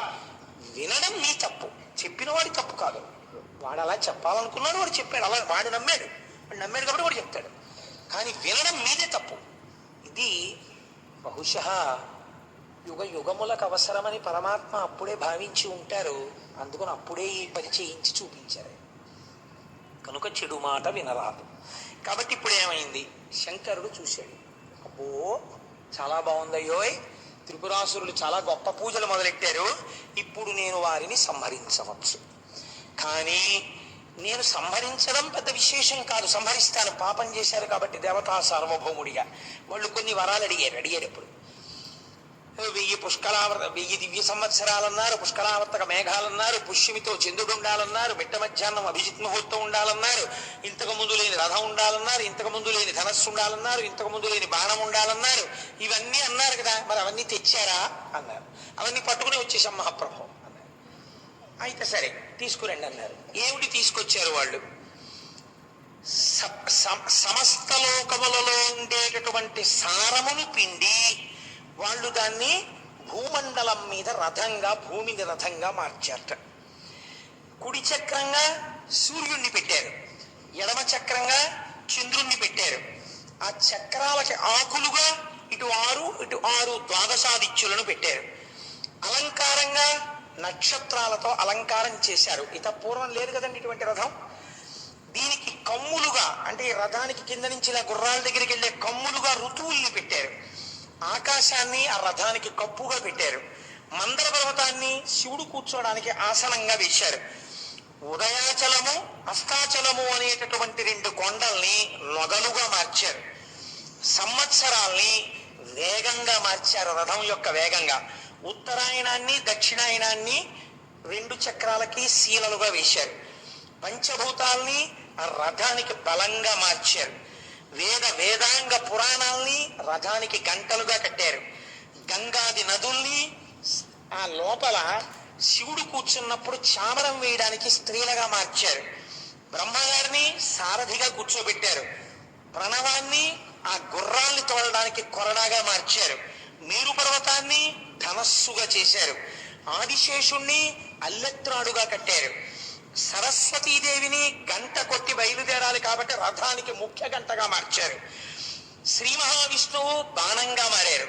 రథాశ్వములుగా వేదాల్ని సమకూర్చారు. మహర్షులు దాని ముందు గానం చేసేవాళ్లుగా బయలుదేరారు. ఇటువంటి రథం ఎంత గొప్ప రథం అండి! చాలా గొప్ప రథమా కదా? ఇప్పుడు మీరు ఈ రథం చాలా గొప్ప రథము అని అండంలో మీకు ఏమైనా అనుమానం ఉందా? ఏం లేదు కదా. కానీ ఇంతకన్నా అన్యాయమైన రథం ప్రపంచంలో ఉండదు. ఏమిటండి అంత ఆఘాయిత్యం మాట అన్నారు మీరు? వాళ్ళేమో ఇంత కష్టపడి రథం చేశారా, మీరేమో ఇన్నాళ్ళకి శివమహాపురాణంలో ఏదో పెద్ద మొనగాళ్ళలో వచ్చి కూర్చుని ఇదేం రథం అంటున్నారా? ఏమిటంటే మీకు ఆధారం ఇదేం రథం అనడానికి అని మీరు నన్ను అడుగుతారేమో. శంకరుడు నవ్వేట రథాన్ని చూసి, ఏమిట్రా ఈ రథం అని. ఎందుకని? రథం ఏమిటి? భూమి. భూమి యుద్ధం కోసమని త్రిపురాసురులు ఎక్కడున్నారు? ఆగకుండా తిరుగుతున్నారు ఆకాశంలో. భూమి కదిలిపోయింది అనుకోండి. ఇప్పుడు ఆ రథం ప్రకారం ఏమవ్వాలి? త్రిపురాసురుల మాట ఏమో కానీ వీళ్ళందరూ ఏమైపోవాలి? హఠాత్తుగా భూమి ఎగిరిపోతే యుద్ధానికి. రెండు, ఇప్పుడు ఈ భూమి రథం నడవాలి. నడవాలంటే దేన్ని ఆధారం చేసుకుని నడుస్తుంది? చక్రాలను ఆధారం చేసుకుని నడుస్తుంది. ఒక చక్రం ఎవరు? సూర్యుడు. ఒక చక్రం ఎవరు? చంద్రుడు. ఇందులో సూర్యుడు వస్తే చంద్రుడు వెనక్కి వెళ్ళిపోతాడు, చంద్రుడు వస్తే సూర్యుడు వెనక్కి వెళ్ళిపోతాడు. ఈ చక్రం ముందుకెడితే ఈ చక్రం వెనక్కి వెడుతుంది. ఇప్పుడు ఆ రథం ఎలా ఎక్కుతాడు? యుద్ధానికి ఎలా పెడతాడు? మీరు ఇప్పుడు ఇలా సమన్వయం చేసుకోండి ఆ రథానికి. అసలు అన్ని ఇబ్బందులే అందులో. ఇలాంటి రథం ఎక్కి ప్రణవమేమో గుర్రాలు, బ్రహ్మగారేమో రథంతో, ఆయన ఎప్పుడు చేయలేదు ఆ పని. దొరగారి కారెక్కి రమ్మంటే నేను వచ్చేస్తాను కానీ సడన్ గా ఓ రోజు దొరగారు పురాణానికి వెళ్దాం కోటేశ్వరారు ఎప్పుడు నేనే నడపడం ఏంటంటే, ఇవాళ మీరు నడపండి నేను పక్కన కూర్చుంటానన్నారు అనుకోండి, నా బతుకేమైపోవాలి. నేను పురాణం అంటే చెప్తాను కానీ దొరగారిలో కారెక్కడ తోలగలను? నేను చెవులో రథ పెట్టేస్తున్నా 4 రోడ్ల సెంటర్లో అన్నింటి మధ్యలోంచి నకులుడు సహదేవుడు రథాన్ని తీసుకెళ్ళిపోగలరు క్షేమంగా. నన్ను తీసుకెళ్ళమంటే ఏది వేయాలో ఇక్కడ ఇక్కడ ప్రారంభమైన రథం దొరగారు నడిపితే భూమి మీద నడుస్తుంది, నేను నడిపితే ఆకాశంలో నడుస్తుంది. ఎందుకని నాకు అలవాటు లేదు కనుక. చతుర్ముఖ బ్రహ్మగారు 4 ముఖాలతో వేదాలు చెప్పమంటే చెప్తాడు, సృష్టి చేయమంటే చేస్తాడు. కానీ ప్రణవాన్ని కొట్టుకోరతో అంటే రథానికి ఆయన ఏం పోతాడండి? అందులో సరస్వతీదేవి గంటగా మోగుతుంటే పక్కన ఇంత అల్లరా, అదే రథం. ఏమిటో ఈ రథం అన్నట్టు ఆయన. సరేలేండి ఫోన్లే, పాపం ఏదో పిల్లకాయలు చేస్తే ఇచ్చారు కదా, కాదండం ఎందుకు? మనం చేసే పనులండి భక్తికి ఈశ్వరుడు లొంగిపోతాడు. కానీ చిక్కుడుకాయలతో రథం కట్టి సూర్యుడిని ఎక్కమంటాం కదండి. మనం చెయ్యట్లా. దానికి చీపురు పుల్లలు పైగా వచ్చేసి దాని మీద పెట్టేసి, అది ఓ చిక్కుడాకులు. ఎంత పెద్ద రథం! ఆ రథం మీద సూర్యుడు ఎక్కాలట. ఏమిటండి దాన్ని అడిగారు అనుకోండి, సూర్యరథం అండి. సూర్యుడు ఎక్కుతాడు. ఆ తర్వాత వీళ్ళే ఏం చేస్తారు? దాన్ని ఆ ఇంట్లోనే పక్కన ఉన్న డస్ట్బిన్లోనో ఎందులోనో పట్టుకెళ్ళి పడేస్తున్నారు కదండి. ఆ పాటి కూడా లేడనమాట సూర్యుడు. ఇంకా నువ్వు చేసిన రథం ఎక్కాలంటే ఆయన ఇంత ఉండాలి. అంటే ఎవడైనా నిజంగా సూర్యుడు ఎలా కూర్చుంటే తీసుకుని గోళీకాయలా జైలు వేసుకోవచ్చు అనమాట సూర్యుడిని. వాడు ఇన్ని లోకాలకి వెలుగునిస్తున్నవాడు. మరి పుచ్చుకోవట్లా? మీరు చేసిన చిక్కుడుకాయల రథం ఎక్కపోతే రథాలు ఎందుకు ఎడుతున్నారండి? మీరు చేసిన చిక్కుడుకాయల రథాలు పిడకల మీద బాగా పరవన్నం చేస్తే మంచి కాపు వాసన అంటారు. అదొక రకమైన కమ్మటి వాసన వస్తుంది, బాగా పచ్చగా పరవాన్నం అలా వండేసి, అది కూడా పాపం ఆయనకి ఏదో పోనీ ఇంత బెటరు 3 చిక్కుడాకుల్లో ఏదో కొంచెం పెడతారు. పెట్టి ఆ చిక్కుడుకాయల రథంలో కూర్చోవాలి ఆయన. ఆ ఉడికిపోకుండా మాడిపోకుండా కూర్చుని ఆ కొంచెం తినేసి మీకు ఆయుర్దాయం ఆరోగ్యం అన్నీ ఇచ్చేసి ఆయన మళ్ళీ రథమన్న వెళ్ళిపోవాలి సూర్యమండలానికి. పోనీ ఇక్కడ కాకపోతే ఇంకో ఇంట్లో ఉంటుందా అంటే అన్ని ఇళ్లలోనూ చిక్కుడుకాయల రథాలే. దీన్ని మళ్ళీ చిక్కుడుకాయల రథం కాదు, క్యాలీఫ్లవర్ రథం కట్టండి అన్నారు అనుకోండి. ఋతువులో రావు క్యాలీఫ్లవర్, ఎవడు బెంగళూరు వెళ్ళి పట్టుకొస్తాడు. అందుకని ఈ ఋతువులో బాగా దొరికేటంటే పక్కింటి వాళ్ళని అడిగినా తుంపి 4 ఇచ్చేస్తారు. అందుకని చిక్కుడుకాయల రథాలే. మనం వాళ్ళంతా తిరిగి ఎక్కడ ఉంటుందండి నిజంగా. ఈశ్వరుడు యొక్క అనుగ్రహం ఏమిటో తెలుసా అండి? సంభావనలను చూడడు, మీ శ్రద్ధ మాత్రమే చూస్తాడు. ఈ ఋతువులో ఈశ్వర ఇది దొరుకుతుంది బాగా, అందుకని ఇదే రథం కట్టా. వచ్చి కూర్చుంటాడు అన్నాడు. సూక్ష్మ రూపుడై వచ్చి కూర్చుని నువ్వు చిక్కుడాకులో పెట్టిన ఇంత పరమాన్నం తినేసి, అబ్బబ్బబ్బబ్బా ఎంత పరమాన్నం పెట్టావు, ఎంత బాగుంది ఎంత బాగుంది ఎంత బాగుందని ఆశీర్వచనం చేసి వెళ్ళిపోతాడు. అలా అనకపోతే ఈశ్వరుడు ఎందుకు అవుతాడండి? భక్తికి వశుడవుతాడు ఆయన. కాబట్టి ఇప్పుడు శివుడు ఆ రథాన్ని చూసి, ఏంట్రా ఈ చక్రాలు నడపండి మీరు, ఒకటి అటు ఎడుతోంది ఒకటి ఇటు ఎడుతోంది, ఇది కదలదు, ఎందుకురా ఈ రథం, ఏమిటి తయారు చేయడం రా ఈ రథం అంతా, మీరు ఇది పట్టుకుని త్రిపురాసురుల్ని సంహరించడానికి వెళ్ళా నేను, బుర్రుందిరా మీకు అని దెబ్బలాడేసాడు అనుకోండి. వాళ్ళందరూ ఇలా ఇలా ఇలా ఇలా వేళ్ళు విరిచేసుకోవాలి. కాబట్టి ఆయన అన్నట్ట ఓ నవ్వు నవ్వాడంతే, ఏమనలేదు. ఇది ఈశ్వరానుగ్రహాన్ని మీకు చూపిస్తుంది. ఇది ఎలా ఉంటుందంటే, ఎలా చెయ్యాలి అన్న ఆలోచన లేకుండా చాలా గొప్పగా ఇంతకు ముందు ఎవ్వడు ఊహించని రీతిలో చెయ్యాలని అనిపించింది అనుకోండి, చాలా గొప్పగా పొగడాలనుకుంటే ఒక ఆయన ఎవరో పక్కనే సభలో ఉన్నటువంటి ఆయన్ని చూసి, మహానుభావుడు ఇటువంటి కీర్తిశేషుడు ఎక్కడున్నాడని అడిగాడు. అలా ఆయన బాగా పొగడాలనుకున్నాడు. ఇటువంటి కీర్తిశేషుడు అంటే చచ్చిపోయినవాడని. ఆయన పాపం కుర్చీలోనే కూర్చుని ఉన్నాడు. కీర్తిశేషుడు ఏంటి అంటే ఒక్కొక్కసారి ఆవేశం ఎక్కువైపోయింది అనుకోండి, అన్ని కొత్తవి తెచ్చేయాలి, అన్ని కొత్తవి తెచ్చేయాలి అంటే అసలు అలా తేకూడదు కూడా కొత్తవి తెచ్చేస్తే. నిన్ననే నేను పేపర్లో చదివాను, కొత్త లింగం కూడా తెచ్చేసారు గుళ్ళోకి. కాబట్టి ఆ ఆరాటం అలా ఉంటుంది ఒక్కొక్కసారి. అది మంచి కావచ్చు, చెడు కావచ్చు, దాని గురించి నేను వ్యాఖ్యానించట్లేదు, దాన్ని ఒక ఉదాహరణగా చూపించాను అంతే. కాబట్టి ఇప్పుడు అది చాలా చిత్రంగా ఉంటుంది ఆ ఆర్తి. ఈ ఆర్తిలో అన్ని కొత్తవి. ఏమిటి కొత్తవి తెచ్చేశారు. ఇందులో మీరు చూడండి, అది శ్రీ మహావిష్ణువు యోగ నిద్రలో ఉండే సమయం అయితే ఈ బాణం వెడుతుందా ముందుకి? ఇన్ని అల్లర్లు, దానికి ఒక్కటి సరిగ్గా లేదు. నేను ఇప్పుడు మళ్ళీ ఆ రథం ఎందుకు యోగ్యము కాదు అని నేను మాట్లాడవలసి వచ్చింది అనుకోండి, మళ్ళీ వీటన్నింటినీ నేను తిప్పి చూపించాలి మీకు. తిప్పి చూపించాలంటే మాటలు కాదండి. ఆయన అంటే ఏమిటి, ఆయన శీలైతే ఏమైపోతుంది, ఇలా చెప్పుకుంటూ వెళితే ఇదో 15 రోజులు పడుతుంది. కాబట్టి మీకు ఒక 2-3 ఉదాహరణలు నేను చూపించాను. కాబట్టి ఇటువంటి రథాన్ని ఎక్కబోయే ముందు శంకరుడు చూసి ఒక్క నవ్వు నవ్వాట. ఏమిట్రా ఈ రథం అని. అయినా ఎక్కాడు. ఆయన ఎక్కి ఓ పదంగా అన్నాడు. అంటే ఎవరు కదలాలండి ముందు? ఎవరు కదలాలి? రథం ఎందుకు కదులుతుందండి? రథం లాగే కదా కదలాలి. రథం కదిలిపోతుంది. రథాన్ని లాగే గుర్రాలు కదలాలి. గుర్రాలు ఎవరు? వేదాలు. వేదాలని కదలమని ఎవరనాలి? ఆ ప్రణవం అనే కొరడా పట్టుకుని వేదాన్ని కొట్టాలి. ఎవరు కొట్టాలి? బ్రహ్మగారు కొట్టాలి. తన నోటితో చెప్పే వేదాన్ని తానేలా కొడతాడు ప్రణవం పెట్టైనా?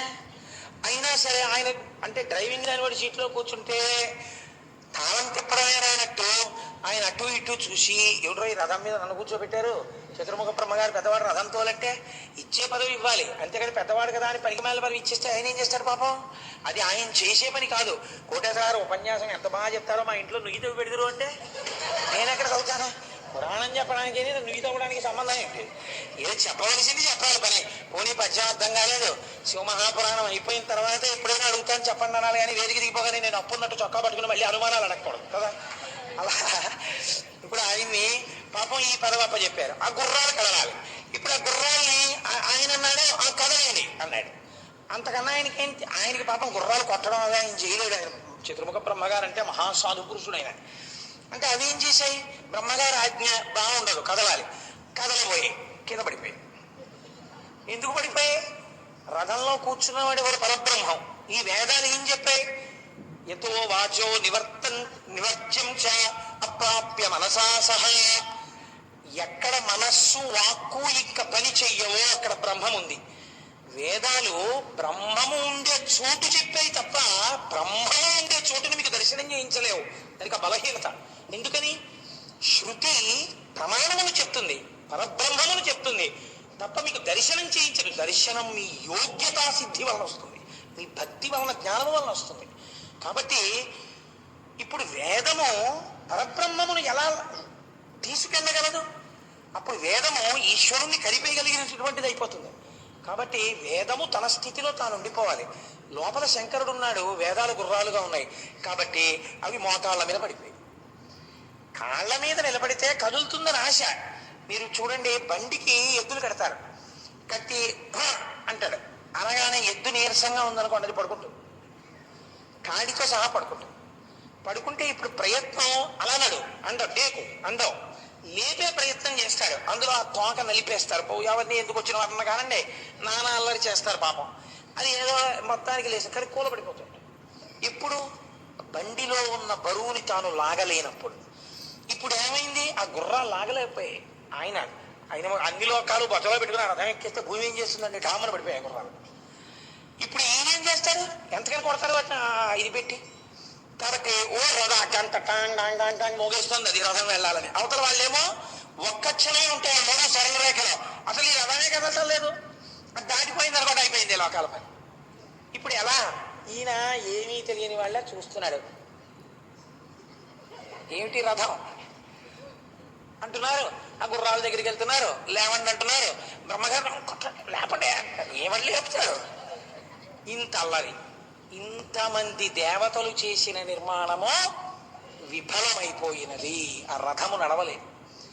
ఇప్పుడు లోకరక్షణ కాంక్ష బలీయమైన వాడెవరు? స్థితికారుడుగా మహానుభావుడు శ్రీ మహావిష్ణువు.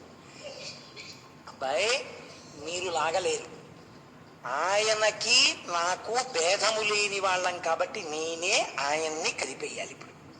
ఇప్పుడు ఆయనే వృషభం అయిపోయి ఆయనే వృషభముగా మారిపోయి ఆ రథాన్ని లాగేయడం మొదలుపెట్టాడు. ఇదే శంకరాచార్యుల వారు శివానంద లహరిలో చెప్పారు. బాణత్వం వృషభత్వమర్థవపుషా భార్యాత్వమార్యాపతే ఘూనిత్వం సఖితా మృదంగవహత చైత్యాది రూపం తథౌ తత్పాదే నయనార్పణం చ కృతవాన్ తద్దేహభాగో హరిః పూజ్యాత్ పూజ్యతరస్య ఏవ హిమచేత్ కో వా తదన్యోధికా. బాణత్వం కాసేపాగి ఇంద్రుగాని బాణం ఎలా అవుతాడు? వృషభత్వం, ఆ వృషభములు రథాన్ని లాగలేకపోతే ఆయనే వృషభమై లాగారు. బాణత్వం వృషభత్వమర్థవపుషా భార్యాత్వం, మోహిని రూపంలో అయ్యప్ప స్వామి వారి జననములకు కారణమై శంకరుడికి అర్థాంగి అయ్యారు. బాణత్వం వృషభత్వమర్థవపుషా భార్యాత్వమార్యాపతే ఘోనిత్వం, ఒకసారి శ్వేతవరాహ రూపంలో భూమిని తవ్వుతూ కిందకెళ్లి శివుడి యొక్క ఆదిని కనిపెట్టలేకపోయానని సత్వగుణంతో మాట్లాడారు కాబట్టి ఘోనిత్వం. సఖిత, ఆయన మనస్సుని సంతోషపెట్టారు ఒకనాడు మోహినిగా. సఖిత మృదంగవహత, సంధ్యాకాలంలో నృత్యం చేస్తున్నప్పుడు మధ్యలో వాయిస్తుంటారు. మృదంగవహత చేత్యాది రూపం తథౌ తత్పాదే నయనార్పణం చ కృతవాన్. ఒకానొకసారి సహస్ర కమలములతో శివలింగాన్ని అర్చన చేస్తున్నారు. ఆయన చేస్తున్నప్పుడు శంకరుడు పరీక్ష చేద్దామని ఒక్క పువ్వు తగ్గిపోయేటట్టు చేశాడు. మళ్ళా చెయ్యరుగా ఆయన పూజ చేస్తే నామము పువ్వు ఏకీకృతము, మూడు ఏకీకృతమైతే పూజ అంటారు మనోవాక్కాయ కర్మలు. కాబట్టి ఇప్పుడు ఆయన ఒక్కొక్క పువ్వు వేస్తున్నారు. 1000వ నామం దగ్గరికి వచ్చేటప్పటికి పళ్ళెం ఖాళీ పువ్వు లేదు. ఇప్పుడు పువ్వు లేకపోతే ఆయన ఆలోచించారట. రామ కమల భద్రాక్ష అని కదా అంటాం. ఆయన కన్నులు అరవిందముల తామర పూల్లా ఉంటాయి. అందుకని ఒక గుడ్డు పీకి శంకరుడి కంటి మీద పాదాల మీద వేశారట. వేస్తే నేత్రార్పణేశ్వరలింగము అని తమిళనాడులో ఉందండి ఆ దేవాలయం. కాబట్టి ఇప్పుడు శంకరుడు ప్రత్యక్షమై ఎంత గొప్పగా పూజ చేశావో నా మీద భక్తితో అని తన శరీరంలో అర్ధభాగాన్ని శ్రీ మహావిష్ణువుకి ఇచ్చేశారు. అదే హరిహర రూపము. మీరు దాని అందం చూడాలంటే హైదరాబాద్ ఫిలిం నగర్ వాళ్ళు సినిమా యాక్టర్లందరూ కట్టినటువంటి దేవాలయంలో ఈ హరిహర రూపం ఉంటుందండి. అద్భుతం. మీరు ఎప్పుడైనా వెళితే చూడండి, చాలా బాగుంటుంది. ఒక పక్క విష్ణువు, ఒక పక్క శివుడు ఒకే శరీరంలో ఉంటారు. చాలా గొప్పగా ఉంటుంది. ఆ హరిహర రూపమే తిక్కన గారికి ప్రత్యక్షమై ఆయన దగ్గర మహాభారతంలో ఆయన ఆంధ్రీకరించిన భాగాన్ని స్వీకరించి ఆ తిక్కన గారిని కృతార్థుణ్ణి చేశాడు ఆ హరిహరమూర్తి. కనుక ఇటువంటి శ్రీమన్నారాయణుడు ఇప్పుడు వృషభమై ఆ రథాన్ని లాగుతున్నారు. లాగుతుంటే మెల్లిగా ఎలాగైతేనే ఆ రథం కదిలిందని మీరు అనుకోండి. రథం కదిలింది. ఇప్పుడు ఈ మేరు పర్వతాన్ని ధనస్సుగా పట్టుకోవాలి. వీళ్ళందరూ వికవికలాడుతున్నారు త్రిపురాసురులు. ఎందుకని? అధర్మంలో ఉన్నారు, మదమెక్కి ఉన్నారు. ఒక్క క్షణంలో మమ్మల్ని కొడతాడని. ఇప్పుడు ఈ మేరు పర్వతాన్ని ధనస్సుగా పట్టుకుని ఆదిశేషుణ్ణి తాడుగా కట్టి వింటినారిగా టంకారం చేసి శ్రీ మహావిష్ణువుని బాణంగా తీసుకుని లాగి విడిచిపెట్టాలి. శంకరుడు అన్నట్ట, సర్వలోక సృష్టికర్త స్థితికర్త ప్రళయకర్తను నేను ఏదైనా చేస్తే అది నా అనుగ్రహము కిందకే వస్తుంది. నీకు బ్రహ్మగారు వరం ఇచ్చారు, సంపలేనని అనుకుంటున్నావు కదా, ఇలా ఉండకపోతే సంపలేను, లోకమునందు లేని ఆయుధంతో కదా చంపమని అడిగావు. నేను నా 3వ కన్ను విప్పితే ఏమవుతావు? నేను కోపంగా చూస్తే ఏమవుతావు? అది ధనుర్వేదంలో లేనిది అని ఆగ్రహాన్ని పొంది ముఖం తెల్లటి వాడు ఎర్రపడి ఒక్కసారి కాల్చేద్దామని అనుకుని పరమదయా స్వరూపుడయ్యాట. వాడి అజ్ఞానానికి నేను అజ్ఞానంలో కెడితే వాడు కోప్పడ్డాడని నేను కోప్పడితే వాడికి నాకు పోలికే ఉంటుంది ఇంకా అని పెద్ద నవ్వునవేట. దయాసముద్రుడై ఆ త్రిపురాసురులను సంహారం చేయడం కోసమని 3వ కన్ను విప్పబోతున్నట్ట. కొద్దిగా కదిలింది రెప్ప. కదలగానే లింగ పురాణంలో చెప్తారు. సోమశ్చ భగవాన్ విష్ణు కాలాగ్నిర్వాయురేవ చ శిరే వ్యవస్థత దేవమూచు ప్రణమ్యతం దగ్ధమప్యత దేవేశ వీక్షణేన పురత్రయం అస్మత్థితార్థం దేవేశ శరన్మోక్తు విహార్హసి అని అడిగాయి. ఆనాడు శ్రీ మహావిష్ణువు, సోముడు, కాలాగ్ని ఇవన్నీ కలిసి బాణంగా వచ్చి, ఈశ్వర ఒక్కసారి మీ చేతితో మీరు స్పృశించి బాణమని పట్టుకొని మీ యొక్క ధనస్సునిలా చేత్తో పట్టుకొని ఆ ఆదిశేషుణ్ణి వెంటినారిగా మీరు వంగి కట్టి పైకి లేచి ఈ బాణాన్ని తగిలించి ఆకర్ణాంతము మీరు లాగితే మీ చెవిదాకా వచ్చి మీలో ఉన్న శక్తి మాలోకి ప్రసరించాక మీ బాణము మీ ధనస్సు నుండి వినిర్ముక్తమై త్రిపురాసుర సంహారం చెయ్యాలని మాకు కోరిక. అందుకని మమ్మల్ని బాణంగా ముట్టుకోండి అని అడిగారు. అప్పుడు శంకరుడు నవ్వి ఈ బాణాన్ని తీసుకుని సంధించి విడిచిపెట్టాడు. ఒక్క బాణం అన్నీ అడిగాడు. దగ్ధమై బూది కుప్పలై కింద పెట్టి త్రిపురాలు. ఇది త్రిపురాసుర సంహారము అని శాస్త్రం పిలిచింది.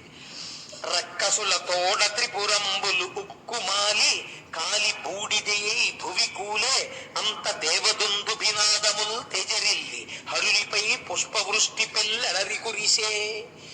శంకరుడి మీద బ్రహ్మాండమైనటువంటి పుష్పవృష్టి కురిసింది. అయితే మీకు నేను ఒక విషయం చెప్పాను. పతంజలి అని మనకి ఒక మహానుభావుడు, ఆయన నటరాజస్వామి వారి యొక్క తాండవాన్ని చూస్తూ ఉంటాడు. ఆయన కిందంతా పావుగా ఉంటాడు, తలకాయ ఒక్కటి మనుష్యుడి తలకాయ ఉంటుంది.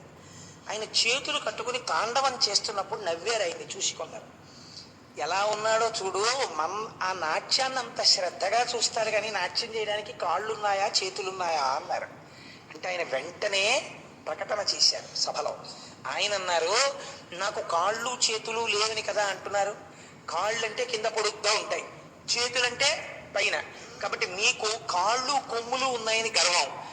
నేను కాళ్ళు అంటే దీర్ఘాలు లేకుండా, కొమ్ములు అంటే ఔత్వం ఐత్వం లేకుండా నేను చూసిన తాండవాన్ని శ్లోకాలుగా చెప్తాను. మీరు అనుభవించారో నేను అనుభవించారో చూద్దురుగానని ఆయన నటరాజ స్థవము అని చేశారు పతంజలి. ఎంత గొప్ప శ్లోకాలు! ఒక్క దీర్ఘాక్షరం ఉండదు, ఒక్క చోట ఎక్కడ ఐత్వం కానీ ఔత్వం కానీ ఆయన ప్రయోగించారు. అందులో ఏది చెప్తారో శివతాండవం చెప్తారు ఆయన. ఒక శ్లోకం మీకు ఎప్పుడో నేను చెప్పినట్టు గుర్తు. ఇంకొక శ్లోకాన్ని అవధరించండి. వాళ్ళది త్రిపురాసుర సంహారంతో కూడుకుని ఉంటుంది. హరం త్రిపుర భంజన మనంత కృత కంకణ మఖండ దయమంత రహితం విరించి సుర సంహతి పురందర విచింతిత పదం తరుణ చంద్రమకుటం పరం పదవి ఖండిత యమం భసిత మండిత తనుం మదన వంచన పరం చిరంతన మముం ప్రణత సంచిత నిధిం పరచిదంబర నటం హృది భజ అన్నారు. ఏమి కవిత్వం అండి మహానుభావుడికి! నిజంగా ఆ శంకరానుగ్రహంతో పడ్డాయి ఆయనకి. హరం హరుడు, త్రిపుర భంజన మనంత కృత కంకణ మఖండ దయమంతరహితం. ఎంతగా లోపల ఆయన ధ్యానం చేశారో చూడండి. అపారమైన దయతో త్రిపురములను కాల్చినవాడు అన్నారు. అపారమైన దయతో త్రిపురములను కాల్చడం అంటే ఏమిటో తెలుసా అండి? మీరు బాగా పట్టుకోండి ఈ విషయాన్ని. త్రిపురములు ఎక్కడుంటాయి? ఇక్కడే ఉంటాయి త్రిపురాలు. ఏమిటో తెలుసా అండి? స్థూల, సూక్ష్మ, కారణ అన్న 3 శరీరాలతో జాగ్రత్త, స్వప్న, సుషుప్తి, సృష్టి, స్థితి, లయ అనబడే 3 జరుగుతుండడం. మీరు చూడండి, మనం ఏం చేస్తాం? జాగ్రత్త అంటే ఇప్పుడు తెలివేసున్నాము అని ఏం గుర్తు? మనం అందరికీ ఇంద్రియాలు పనిచేస్తున్నాయి. కళ్ళు చూస్తున్నాయి, చెవులు వింటున్నాయి. ఇలా ఇంద్రియములు అన్నీ పనిచేస్తూ ఉన్నటువంటి అవస్థకి జాగృతావస్థ అని పేరు. దీన్నే స్థితి అని పిలుస్తుంది శాస్త్రం. రెండవది సృష్టి, అది స్వప్నావస్థ. అప్పుడు ఇంద్రియములు ఏవి పనిచేయవు. కన్ను కొంచెం తెరుచుకునున్నా ఏమీ కనపడదు. నిద్రపోతే పురాణం వింటే లోపలికి ఏమీ వెళ్ళదు కదండి. చెవు ఉంటుంది కానీ ఏది స్వప్నావస్థ అంటే అప్పుడు ఈ లోకం ఉండదు. అది విచిత్రం. ఇప్పుడు మీరు చూసినవన్నీ అసత్యమైపోతాయి, ఇవేం ఉండవు. అప్పుడేమున్నాయి? అనుభూతులు ఉంటాయి. అప్పుడు కూడా అప్పుడు మనస్సు ఏదో సృష్టిస్తుంది. ఓ కాశీ పట్టణాన్ని సృష్టిస్తుంది. అందులో మీరు అభిషేకం చేసుకుంటే ఆనందం. ఒక వ్యక్తి అమాంతం కొరడా పట్టుకొచ్చి మిమ్మల్ని కొట్టేస్తున్నట్టు కలొస్తుంది. ఒళ్ళు నొప్పులు, బాధ, రక్షించేవాడెవరు అని బెంగ. ఇంకా ఎక్కడి నుంచో దొరగారు వచ్చి ఎందుకు కొడుతున్నావు కోటేశ్వరారిని అని అడిగేటప్పుడు కూడా పారిపోయాడు. అమ్మయ్య, దొరగారు వచ్చి రక్షించారనుకున్నాడు. తెలివి వచ్చేసి దిక్కుమాల కల ఒళ్ళంతా నిప్పులేని రా బాబు, ఏంటి ఇలా కొరడాలు పెట్టి కొడుతున్నట్టు కల వచ్చిందని ఇంకా అక్కడి నుంచి ఎవడో దొరుకుతాడు తేరగా. వాడిని పట్టుకుని ఇలా కల వచ్చింది ఏమవుతుందండి అంటే, నువ్వు బాగా వాత పైత్యములు కలిగే పదార్థాలు తిని పడుకుంటే రావేమిటి ఇలాంటి కళ్ళం, కాబట్టి అవమానం అని చెప్పలేక పర్వాలేదో అభిషేకం చేయించుకోండి అనాలి ఇంకా కదండి. కాబట్టి స్వప్నావస్థ యందు మనస్సు సృష్టి చేస్తుంది, లయమునందు సుషుప్తి. ఏమీ తెలియదు, మనస్సు సృష్టి కూడా ఉండవు, అన్నీ వెళ్ళిపోయి కారణమైనటువంటి శరీరంలోకి వెళ్ళిపోతాయి. ఏముంది, ఏమీ లేదు, సంతోషంగా ఉన్నారంతే. కానీ ఈ మూడు కూడా మూడు అవస్థలు. 80 ఏళ్ళు బతికినా, 90 ఏళ్ళు బతికినా, 60 ఏళ్ళు బతికినా, ఎన్నేళ్లు బతికినా వాడు అనుభవించేవి ఈ మూడు అవస్థలే. స్థూల సూక్ష్మ కారణ శరీరములతో అనుభవించేటటువంటి జాగ్రత్త, స్వప్న, సుషుప్తి. 4వదొకటి ఉంటుంది, దాని పేరు తురీయము అంటారు. తురీయములో ఉన్నవాడు ఈ మూడిటికి సాక్షి. రమణ మహర్షిని ఒక ఆయన అడిగారు, మీరు నిద్రపోతారా అని అడిగారు. అడిగితే ఆయన అన్నారు, నేను నిద్రకు సాక్షి. అంటే ఎలా? ఈ శరీరం నిద్రపోతుంది, దీంట్లో ఉన్న ఇంద్రియాలు నిద్రపోతున్నాయి, ఈ మనస్సు ఆత్మలోకి వెళ్ళిపోయింది, మనస్సు కారణ శరీరంలోకి వెళ్ళిపోయింది, ఈ శరీరము ఇప్పుడు సుషుప్తిలో ఉంది అని సుషుప్తిలో ఉన్న శరీరాన్ని ఆయన సాక్షిగా చూస్తూ ఉండేవారు. ఇది మళ్ళీ లేచాక ఇది లేచింది అన్న ఆత్మ చైతన్యంతో సాక్షిగా ఉంటారు. అది చాలా గొప్ప స్థితి, అది అందరికీ రాదు. అటువంటి స్థితికి 4వది తురీయము అని పిలుస్తారు. ఈ తురీయము చేరడానికి ఈ 3 అవస్థలు తెలుసుకోవాలి. మనం ఈ 3 కాకుండా 4వ దానికి వెళ్ళాలి అని. ఈ 4వ దానికి వెళ్ళరు. ఈ 4వది చేరడానికి మొదట ఏది ఉండాలో తెలుసా అండి? పరమ భక్తి ముందు ఏర్పడాలి భగవంతుడి యందు. భగవంతుడి యందు భక్తి ఏర్పడితే, లేకపోతే మీకు ఎప్పుడు ఏ భావన ఉంటుంది? మాయ వలన ఇవే చాలా సుందరంగా ఉన్నాయి, ఎంత బాగున్నాయో అనుకుని ఇంద్రియాలతో లేవడం, కనపడ్డవన్నీ చూడండి, ఆవులు వెళ్ళిపోతూ వెళ్ళిపోతూ ఇలా ఏదో చెట్టు కనపడ్డా అని తినేస్తుంది, ఆ గడ్డి తినేస్తుంది, మొక్కలు తినేస్తుంది. అలా వంటింట్లోకి వెళ్ళడం, ఓ శౌచ్యం అక్కర్లేదు, కాళ్ళు కడుక్కోక్కర్లేదు, చేతులు కడుక్కోక్కర్లేదు, ఆ గూట్లో డబ్బా తీసుకోవడం, జంతికలు తినేస్తూ నవ్వులతో నిలబడ్డం, ఆవులాగో గేదిలాగో అలా రోడ్డు మీద వెళ్ళిపోతూ ఉండడం. ఆ మురుగుడు కాలం పక్కన ఏదో బండి ఉంటుంది, ఆ బండి దగ్గరికి వెళ్ళిపోవడం, ఏదో అవి తినేస్తుంటాం. రైల్లో వెళ్ళిపోతూ తినేస్తుంటాం, బస్సులో వెళ్ళిపోతూ తినేస్తుంటాం. ఏదో అవాంతరమై శరీరం నిలబడక తినేస్తే పర్వాలేదు, ఏదో ఒకటి తినేయడం ఎందుకంటే ఏమీ తోచట్లేదు, ఏమైనా పెడదు. మీరు చూడండి, ఏం తోచకపోవడం ఏంటండి? లోకంలో ఇంత వాంగ్మయం ఉంటే నీకు అసలు తోచకపోవడం అన్న మాట ఎలా వచ్చింది? టైం సరిపోలేదని పెద్దలు ఏడుస్తున్నారా? ఏమీ తోచట్లేదని అడగడు, ఏమీ తోచట్లేదు ఏమైనా పెడదు అంటే. ఏమీ తోచట్లేదని ఇలా అడుగుతాడు మొగుడిని. కొంతమంది పెళ్ళాలి పాపం జంతికలు చెగోడీలు చేసి పెడతారు. ఎందుకండి ఇవి అని మీరు అడిగారు అనుకోండి, ఎందుకండి స్వీట్ స్టాల్ అన్ని చేసి పెట్టారండి, ఆయన ఏదో ఒకటి తింటుంటారండి, తోచదు నిజంగా. అప్పుడు మీకు అలాంటి యజమానిని చూసినప్పుడు ఎంత జాలి కలుగుతుంది అంటే, ఏం తోచకపోవడం ఏమిటి, ఆవిడ చెయ్యడం ఏమిటి, ఇది ఏమీ తోచనప్పుడు తింటూ ఉండడం ఏమిటి, ఎందుకు అదంతా అనిపిస్తుంది కదా మనకి. అలా జాగ్రత్త, స్వప్న, సుషుప్తి 3 అవస్థలు వీటిలోనే తిరుగుతుండదు. ఇవి చాలా సుందరంగా ఉంటాయి. మనకి జాగ్రత్త లేచి ఇంద్రియాలతో అనుభవించడం, ఇంద్రియాలతో అనుభవించేసిన తర్వాత అలసట వచ్చేస్తుంది. అది చాలా పురాణం వినేసే వాళ్ళగా, పరమభక్తి ఉన్న వాళ్ళ వెళ్ళిపోయి ఫస్ట్ లైన్లోనో 2వ లైన్లోనో కూర్చుని అని నిద్రపోవడం. ఎక్కడైనా వచ్చేస్తుంది ఆ నిద్ర. కాబట్టి ఇప్పుడు ఏమైపోయింది? స్వప్న, సుషుప్తి. ఇంకా ఎక్కువైపోతే పక్క వాళ్ళ మీద పడిపోతూ ఉండడం, ఆనందం. అప్పుడు మైక్లోనో లేకపోతే పక్క వాళ్ళలో చెప్తే మళ్ళీ ఒకసారి బహిర్ముఖులు అవుతూ ఉండడం, జాగ్రత్త. ఈ 3 తప్ప మనకి ఏం తెలుసు? 4వది మనకి తెలియనే తెలియదు. ఈ 3తోటే సుందరం. అబ్బా ఎంత బాగుంటుందో, లేచి తిరిగితే సంతోషం, ఏమీ తోచకపోతే తింటుండడం, ఏమీ తోచకపోతే ఇంకోటి తినేస్తుండడం వాళ్ళ ఇంటికి వెళ్ళి, ఏమీ తోచకపోతే ఉట్టిని తిరుగుతుండడం రోడ్డు మీద. ఎన్ని జీవులు చచ్చిపోతున్నాయో నువ్వు తిరుగుతుంటే. ఏ తోచకపోవడం ఏమిటి, తిరగడం ఏంటి? నువ్వు కూర్చుని చదువుకో, కూర్చుని ధ్యానం చేసుకో, స్నానం చేసి కాసేపు కూర్చుని పురాణం చదువుకో, ఓ సహస్రం చదువుకో. ఏం తోచట్లేదండి, ఎలా పోదాం అన్న, ఏం తోచట్లేదండి అని. అబ్బో ఇప్పుడైతే అసలు కలిపురుషుడి యొక్క సమస్త ప్రభావ రాశి తీసుకొచ్చి రాశీభూతం చేస్తే ఒక టీవీ అనబడేది ఒకటి వచ్చేసింది. దానికి ఒక చెయ్యి పుట్టింది, దాని పేరు సెల్లు. ఎన్ని వచ్చేసాయో చక్కగా. పూర్వం అంటే టీవీ అయితే ఇంట్లోనే ఉండి పాడు చేయగలడు, వెంట వచ్చి పాడు చేయడానికి ఒకటి ఉండాలి, సెల్లు. అది మోటార్ సైకిల్ మీద, ఓవర్ బ్రిడ్జి మీద, కారులో ఇలా తాదాత్మ్యతతో నడిపేస్తుండడం. ఎవడి మీద ఎక్కేస్తాడో తెలియదు. కాబట్టి ఇవన్నీ కలి అంశాలు. ఎక్కడ వాటిని వాడాలో తెలియదు. పురాణానికి అడిగి శల్లం. పురాణానికి శల్లకి సంబంధం ఏంటి? ఉండొచ్చు. నీకు ఏదైనా చాలా ఇంపార్టెంట్ ఫోన్ రావచ్చు, అప్పుడు వెనకాతలు ఉండాలి కదా. ఆ మర్యాద ఇంకోటి చెప్పడం ఏంటి నీకు? కాబట్టి సరే, మళ్ళీ అవన్నీ ఎందుకు అల్లరి. కాబట్టి ఈ మూడే మనకి తెలుసు. ఈ మూడు మనకి ఎంతో సుందరంగా ఉంటాయి. ఎంత ఆనందం, ఎంత ఆనందం, ఎంత ఆనందం. పడుకోవడం ఆనందం. టైమ్లీ బెడ్ అండి. నేను కరెక్ట్గా నిద్రైపోతాను, పడుకుంటాడు, అంతే సుందరం. నేను బెడ్ కాఫీ తాగానండి లేవగానే సుందరం. ఎంత ఆనందమో, సంధ్యానందనం అక్కర్లేదు. కాబట్టి అది సౌందర్యం. గుర్రు పెట్టి నిద్రైపోవడం. నేను కానీ పడుకున్నానా, ఏనుగులు తొక్కినా నాకు తెలియదండి. పక్క వాళ్ళకి నిద్ర పట్టదు, అంతే. రెండు పెద్ద పుల్లు పోరాడుకున్నట్టు ఉంటుంది. ఇంక వీళ్ళెందుకు నిద్రపోతారు పాపం. ఆవిడ ఏదో అలవాటు చేసుకుని 10 ఏళ్ల తర్వాత 12 ఏళ్ల తర్వాత ఆవిడకి అలవాటు అవుతుంది. ఆవిడకి ఆ చప్పులు లేకపోతే నిద్ర పట్టిస్తుంది. కాబట్టి ఇప్పుడు జాగ్రత్త, స్వప్న, సుషుప్తి ఈ 3 అవస్థల్లో సుందరంగా ఉన్నాయని తిరగడమే త్రిపుర సుందరి. అదే స్థూల సూక్ష్మ కారణ శరీరం. ఇప్పుడు ఈ 3 కాదురా విర్రాడా, పరమకారణ శరీరం ఒకటి ఉంది భగవంతుడు. దాన్ని చెందాలి నువ్వు, దాన్ని తెలుసుకోవాలి. దాన్ని తెలుసుకోవడానికి ముందు భక్తితో పట్టుకోవాలి ఈశ్వరుడి పాదాలు. పట్టుకుంటే ఆయన బాణం వేస్తాడు. ఆ బాణం తగిలితే త్రిపురములు కూలిపోతాయి. అప్పుడు స్థూల సూక్ష్మ కారణముల మీద మమకారం లేకుండా తురీయమునందు తాను సాక్షిగా ఈ మూడింటిని చూస్తాడు. ఈ స్థితికి ఈశ్వరుడు పైకెత్తడానికి దయ ఉండాలి ఆయనకి.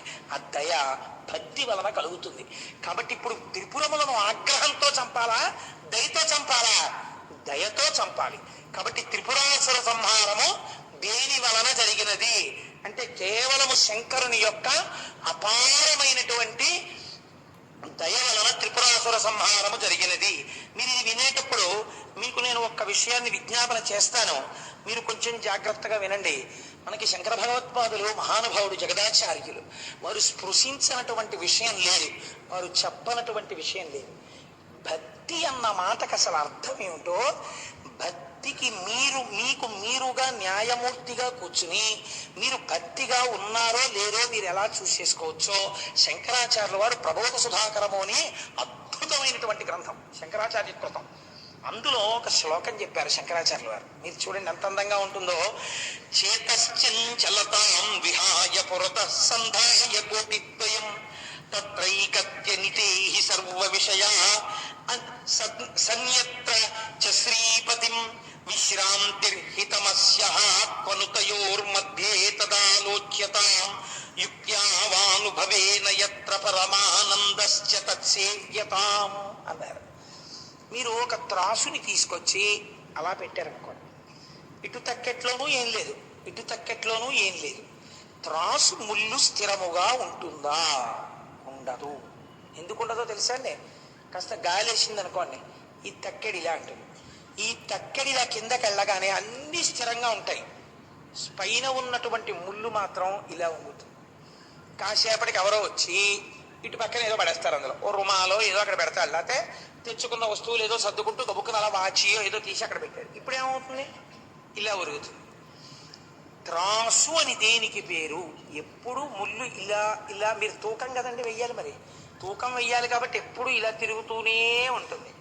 ఈ త్రాసు యొక్క ముళ్ళు తిరగకుండా ఒక పక్కకి వంగిపోయి ఉండిపోవాలంటే ముళ్ళుని ఉంచేస్తే త్రాసు యొక్క శక్తి ఉన్నట్ట ఊడిపోయినట్ట? ముళ్ళు విరిగిపోయి ఒక పక్కకు వంగిపోయింది అనుకోండి, ఇప్పుడు మీరు దాన్ని త్రాసు అని పిలుస్తారా? అందులో చూస్తే ఒప్పుకుంటారా? ఒప్పుకోరు.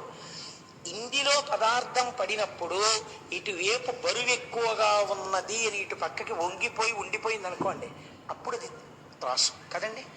అప్పుడు ఇది ఎంత బరువు అంటే ఇటు పక్కన మీరు ఏవి తీసుకొచ్చి ఎన్ని తీసుకొచ్చి పెట్టండి, ఇంకా ఈ ముళ్ళు కదలదు. ఎందుకు కదలదు ఈ ముళ్ళు? ఇటు బరువు చాలా ఎక్కువ, దీంతో సమానమైంది అటు లేదు. ఎన్ని తెచ్చి మీరు పెట్టండి, దీని బరువు కటు సరిపోవట్లేదు. సరిపోకపోతే ఏమవుతుంది? ఒక ఉదాహరణకి మీరు తేలిగ్గా అర్థం అవడానికి చెప్తాను. ఒక కేజీ రాయి ఉంది మీ దగ్గర, ఒక 500 గ్రాముల రాళ్ళు ఉన్నాయి. మీరు కేజీ రాయిని తీసుకొచ్చి ఇటు పక్కన పెట్టారు, 100 గ్రాముల రాయిని తీసి యువతల పక్కన పెట్టారు, లేవలేదు. 200 గ్రాములు పెట్టారు, లేవలేదు. 300 గ్రాములు పెట్టారు, లేవలేదు. 400 గ్రాములు పెట్టారు, లేవదు. 500 గ్రాములు పెట్టారు, లేవదు. పెట్టడానికి మీ దగ్గర ఇంకేమైనా ఉందా? లేదు. ముళ్ళు ఏమైపోయింది? అటువైపే చూపిస్తూ ఉండిపోయింది. నీ భక్తి అనబడేటటువంటిది ఇలా సూచిగా వంగిపోవాలంటే ఒకటి నేర్చుకో. యువతల వైపు తక్కెట్లో పరమేశ్వరుణ్ణి కూర్చోపెట్టు, భగవంతుణ్ణి కూర్చోపెట్టు. నీ మనస్సులో బరువు ఎటువైపుకి వంగి ఉంటుంది, అటి ఇటువైపుకి ఏం పడుతున్నాయి? దానితో తుల్యమైనవి ఇంకా ప్రపంచంలో లేవు. ఒకనాడు కష్టం పడింది, ఇది లేవదు, పైన కదలదు. ఎందుకని? ఇది ఈ బరువు ఎక్కువ. ఈశ్వరుణ్ణి పట్టుకుని ఉన్నావు, ఈ కష్టానికి లేవదు. సుఖం వచ్చింది, లేవదు. కష్టం వచ్చింది, ఏ జన్మలో ఏ పాపం చేశానోనండి ఈశ్వరుడు ఇలా తీసేశాడు. లేచి కదిలిందా? కదలలేదు, అలాగే ఉన్నావు. ఎందుకని? దీన్ని పట్టుకుని ఉన్నావు, దీని బరువు ఎక్కువ. ఒకనాడు సుఖం వచ్చింది, ఈశ్వరానుగ్రహం అండి, ఆ స్వామి నన్ను రక్షించడానికి నాకు ఈ సుఖం ఇచ్చాడు. ఇప్పుడు కదిలిందా? ఇప్పుడు కదలలేదు. కష్టమునందు సుఖమునందు కదలకుండా తక్కెడ ఒక పక్కకి వంగిపోయిందని పైన ఉన్న సూచి ఇటు తిరిగిపోయినట్టు యువతల తక్కెట్లోకి ఏవి పడుతున్నా కదలని తక్కెడగా యువతల వైపుకి బరువు పెట్టగలిగితే, నీవు ఈశ్వరుణ్ణి కూర్చోపెట్టగలిగితే, అన్ని ఎన్ని వచ్చినా దీని వలన దాని ఎందుకు కదలిక లేకపోతే, నువ్వు అలా ఉండిపోతే, అప్పుడు నీ మీద త్రిపురాసుర సంహారం జరగడానికి ఆవశ్యకమైన బాణం వేయడానికి ఈశ్వరుడు సిద్ధంగా ఉన్నాడు. ఈ భక్తి వలన జ్ఞానం వస్తోంది. నీవు భక్తిగా ఉన్నావో లేదో నీ మనస్సుని చూస్తూ ఉండు. కష్టం వచ్చింది, కదిలిపోయింది అనుకోండి, అంటే నా భక్తిని కొంచెం పెంచాలి. స్వామి అనుగ్రహంగా నేను దీన్ని తీసుకోలేకపోతున్నాను, ఈశ్వర అనుగ్రహం. ఈశ్వర, నా మనస్సుని ఇంకా పుందికి చెయ్యి, ఈ పాటి కదలిక లేకుండా చూడు. మళ్ళీ ఎవరికి చెప్పాలి? వీధిలోకి వచ్చి ఎవరికో చెప్పక్కర్లేదు, ఈశ్వరుడికి చెప్పాలి. ఈ కష్టానికి కదులుతోంది నా మనస్సు, కాబట్టి ఈశ్వర భక్తి కుదురు లేదు. సుఖం వచ్చింది, ఇలా ఇలా ఇలా ఇలా ఇలా ఊరంతా ఇది నాది నాది అంటున్నావు అనకు. ఈశ్వరానుగ్రహం అంటే ఒక చిరునవ్వు. ఎవరికైనా ఏదైనా పెడుతున్నప్పుడు కూడా ముందు పెద్దల దగ్గరికి వెళ్ళి, పరమేశ్వరానుగ్రహం వల్ల మా ఇంట్లో ఈ శుభం జరుగుతోందండి, ఈశ్వరానుగ్రహంగా ఈ శుభం జరిగింది కాబట్టి మీ ఆశీస్సులు పొంది ఇటువంటి సుఖాల కలగడం వలన నా మనస్సు మరింత పూనిక ఈశ్వర పాదముల యందు పొందుగాక అని మీ ఆశీర్వచనం కోసం వచ్చాను అని అనేవాడు ఒకడు కనపడితే పొంగిపోవాలి ఆ రోజున. అంటే ఆయన కదలలేదు. ఒక దుఃఖం రాకుండా ఉంటుంది ఏంటండి? ఏదో దుఃఖం వచ్చింది, దుఃఖమునకు కదలకుండా మీరు మొదట్లో ఉండలేరు, నటన అయిపోతుంది. అది కదులుతుంది మనస్సు, మళ్ళీ దాన్ని వెనక్కి తేవాలి. తక్కెడ పట్టుకున్నప్పుడు చూడండి, ఇలా పట్టుకుంటాడు, కొంచెం కదులుతుంది. ఏం చేస్తాడు? ఇటువైపు వేసిన బరువుతో సమానం చేయాలంటే ఇందులో కొంత తీసేస్తాడు, మళ్ళీ కొంచెం వేస్తాడు. అటు ఊగి ఇటు ఊగి సమానం అయిపోతే అప్పుడు దీన్ని తీసేస్తాడు. కొలమానం ఏది? ఇదే. అలా ఊగడాన్ని అవకాశం ఇవ్వక అసలు మొదట్లో ఊగుతుంది, ఏది వేసినా ఊగుతుంటుంది. నువ్వు బాగా ఇటువైపు బరువుకి తాదాత్మ్యం పొందేస్తే అసలు ఇది కదలది. ఇటువైపు వేస్తూ ఉండడమే, తీస్తూ ఉండడమే. ఏది వేయి ఏది తీ, తక్కడటే ఉంటుంది. అంటే తన మనసు మాత్రం కదలదు, కదిలినట్టు కనపడతాడు. బాగుండదు కాబట్టి లోకంలో, లోపల మాత్రం తాను అలాగే ఉన్నాడు. అన్నిటి యందు ఈశ్వరుడి యొక్క అనుగ్రహాన్ని, ఈశ్వర విభూతిని దర్శించుకుంటూ వెళ్ళిపోతాడు. అందుకే అలా దర్శించగలిగిన సమర్థత కలిగిన ధర్మము కాబట్టే సనాతన ధర్మం ఒక్కటే మృత్యు రావద్దని అడగలేదు, మృత్యు దేవత అంది. మీరు చూడండి, ఈ శరీరము జర్జరీభూతం అయిపోతుంది, వృద్ధాప్యం వచ్చేస్తుంది, ముడతలు పడిపోతుంది, ఏమి వినపడవు, ఏమి కనపడవు. ఇంకా శరీరంలో ఆ గూటి యందు ఉండాలని కోరకూడదు. ఆ శరీరంలోంచి విడిపించి కొత్త శరీరంలోకి వెళ్ళడానికి అనుగ్రహం ఇచ్చింది కాబట్టి మృత్యుని కూడా దేవతాస్వరూపంగా ఉపాసన చేసింది సనాతన ధర్మం. అకాల మృత్యు వద్దంది తప్ప పండిపోయిన పండు నేల రాలకూడదని మీరు అరక్కూడదు. అందుకే మృత్యుంజయ మంత్రం ఓం త్రయంబకం యజామహే సుగంధిం పుష్టివర్ధనం వారుకమివ బంధనాన్ మృత్యోర్ముక్షీయమామృతాత్. దోస పండు విడిపోయినట్టు విడిపోమని చెప్పింది. ఇది నీ భక్తి తక్కెట వలన నువ్వు నిరూపించుకుంటూ ఉండు. రోజు ప్రతిరోజు రాత్రి పడుకోబోయే ముందు ఎన్నింటికి కదిలిపోయావు, ఎన్నింటికి నిభాయించుకున్నావు, ఏవి వింటున్నా నవ్వుతూ ఎన్నింటికి మాట్లాడగలిగావు, ఎన్నింటి ఎందో ఇలా పళ్ళు పటపటలాడించేసావు. ఒకసారి ఆలోచించి 11 మాటలు నీ ఇష్టదైవతానామని చెప్తూ, నిద్రపోయే సమయం కాబట్టి శివనామం చెప్తూ ఆయన స్వల్పకాలిక లయం చెయ్యగలిగిన వాడు కాబట్టి, ఈశ్వర రేపటి రోజున నేను అలా వేళ్ళు విరవకుండా, నేను రేపటి రోజున అలా కోప్పడకుండా నేను నిభాయించుకునే శక్తి నాకు కృప చెయ్యి అని నమస్కారం చేసి పడుకోవాలి. ఇది సాధన. అలా చెయ్యగా చెయ్యగా చెయ్యగా ఈ తక్కెడ లేవదు, అప్పుడు త్రిపురాసుర సంహారం అవుతుంది అని మనకి శాస్త్రం మనం ఎక్కవలసినటువంటి మెట్లని శంకర భగవత్పాదులు చేసినటువంటి ప్రబోధ సుధాకరంతో అనుసంధానం చేసుకుని చూసినప్పుడు ఈ రాక్షస సంహారము మన యొక్క ఉన్నతిని చూపిస్తుంది. కాబట్టి ఈశ్వరుడి యొక్క లీలలలో దీనిని చాలా గొప్ప లీలగా చెప్తారు. రేపటి రోజు నుంచి మొత్తం శివమహాపురాణమునకంతటికీ కూడా ఆయుపట్టు లాంటివి ప్రారంభమవుతాయి. రేపటి నుంచి సోమవారం ప్రదోష వేళ కనుక పార్వతీ కళ్యాణ ఘట్టానికి బీజాలు పడడం మొదలవుతుంది. రేపటి నుంచి అటువైపు ఘట్టాలని మనం ప్రారంభం చేస్తాం. కాబట్టి సంతోషంగా రేపు ఆ ఘట్టాలని వినడం మొదలు పెడతారు.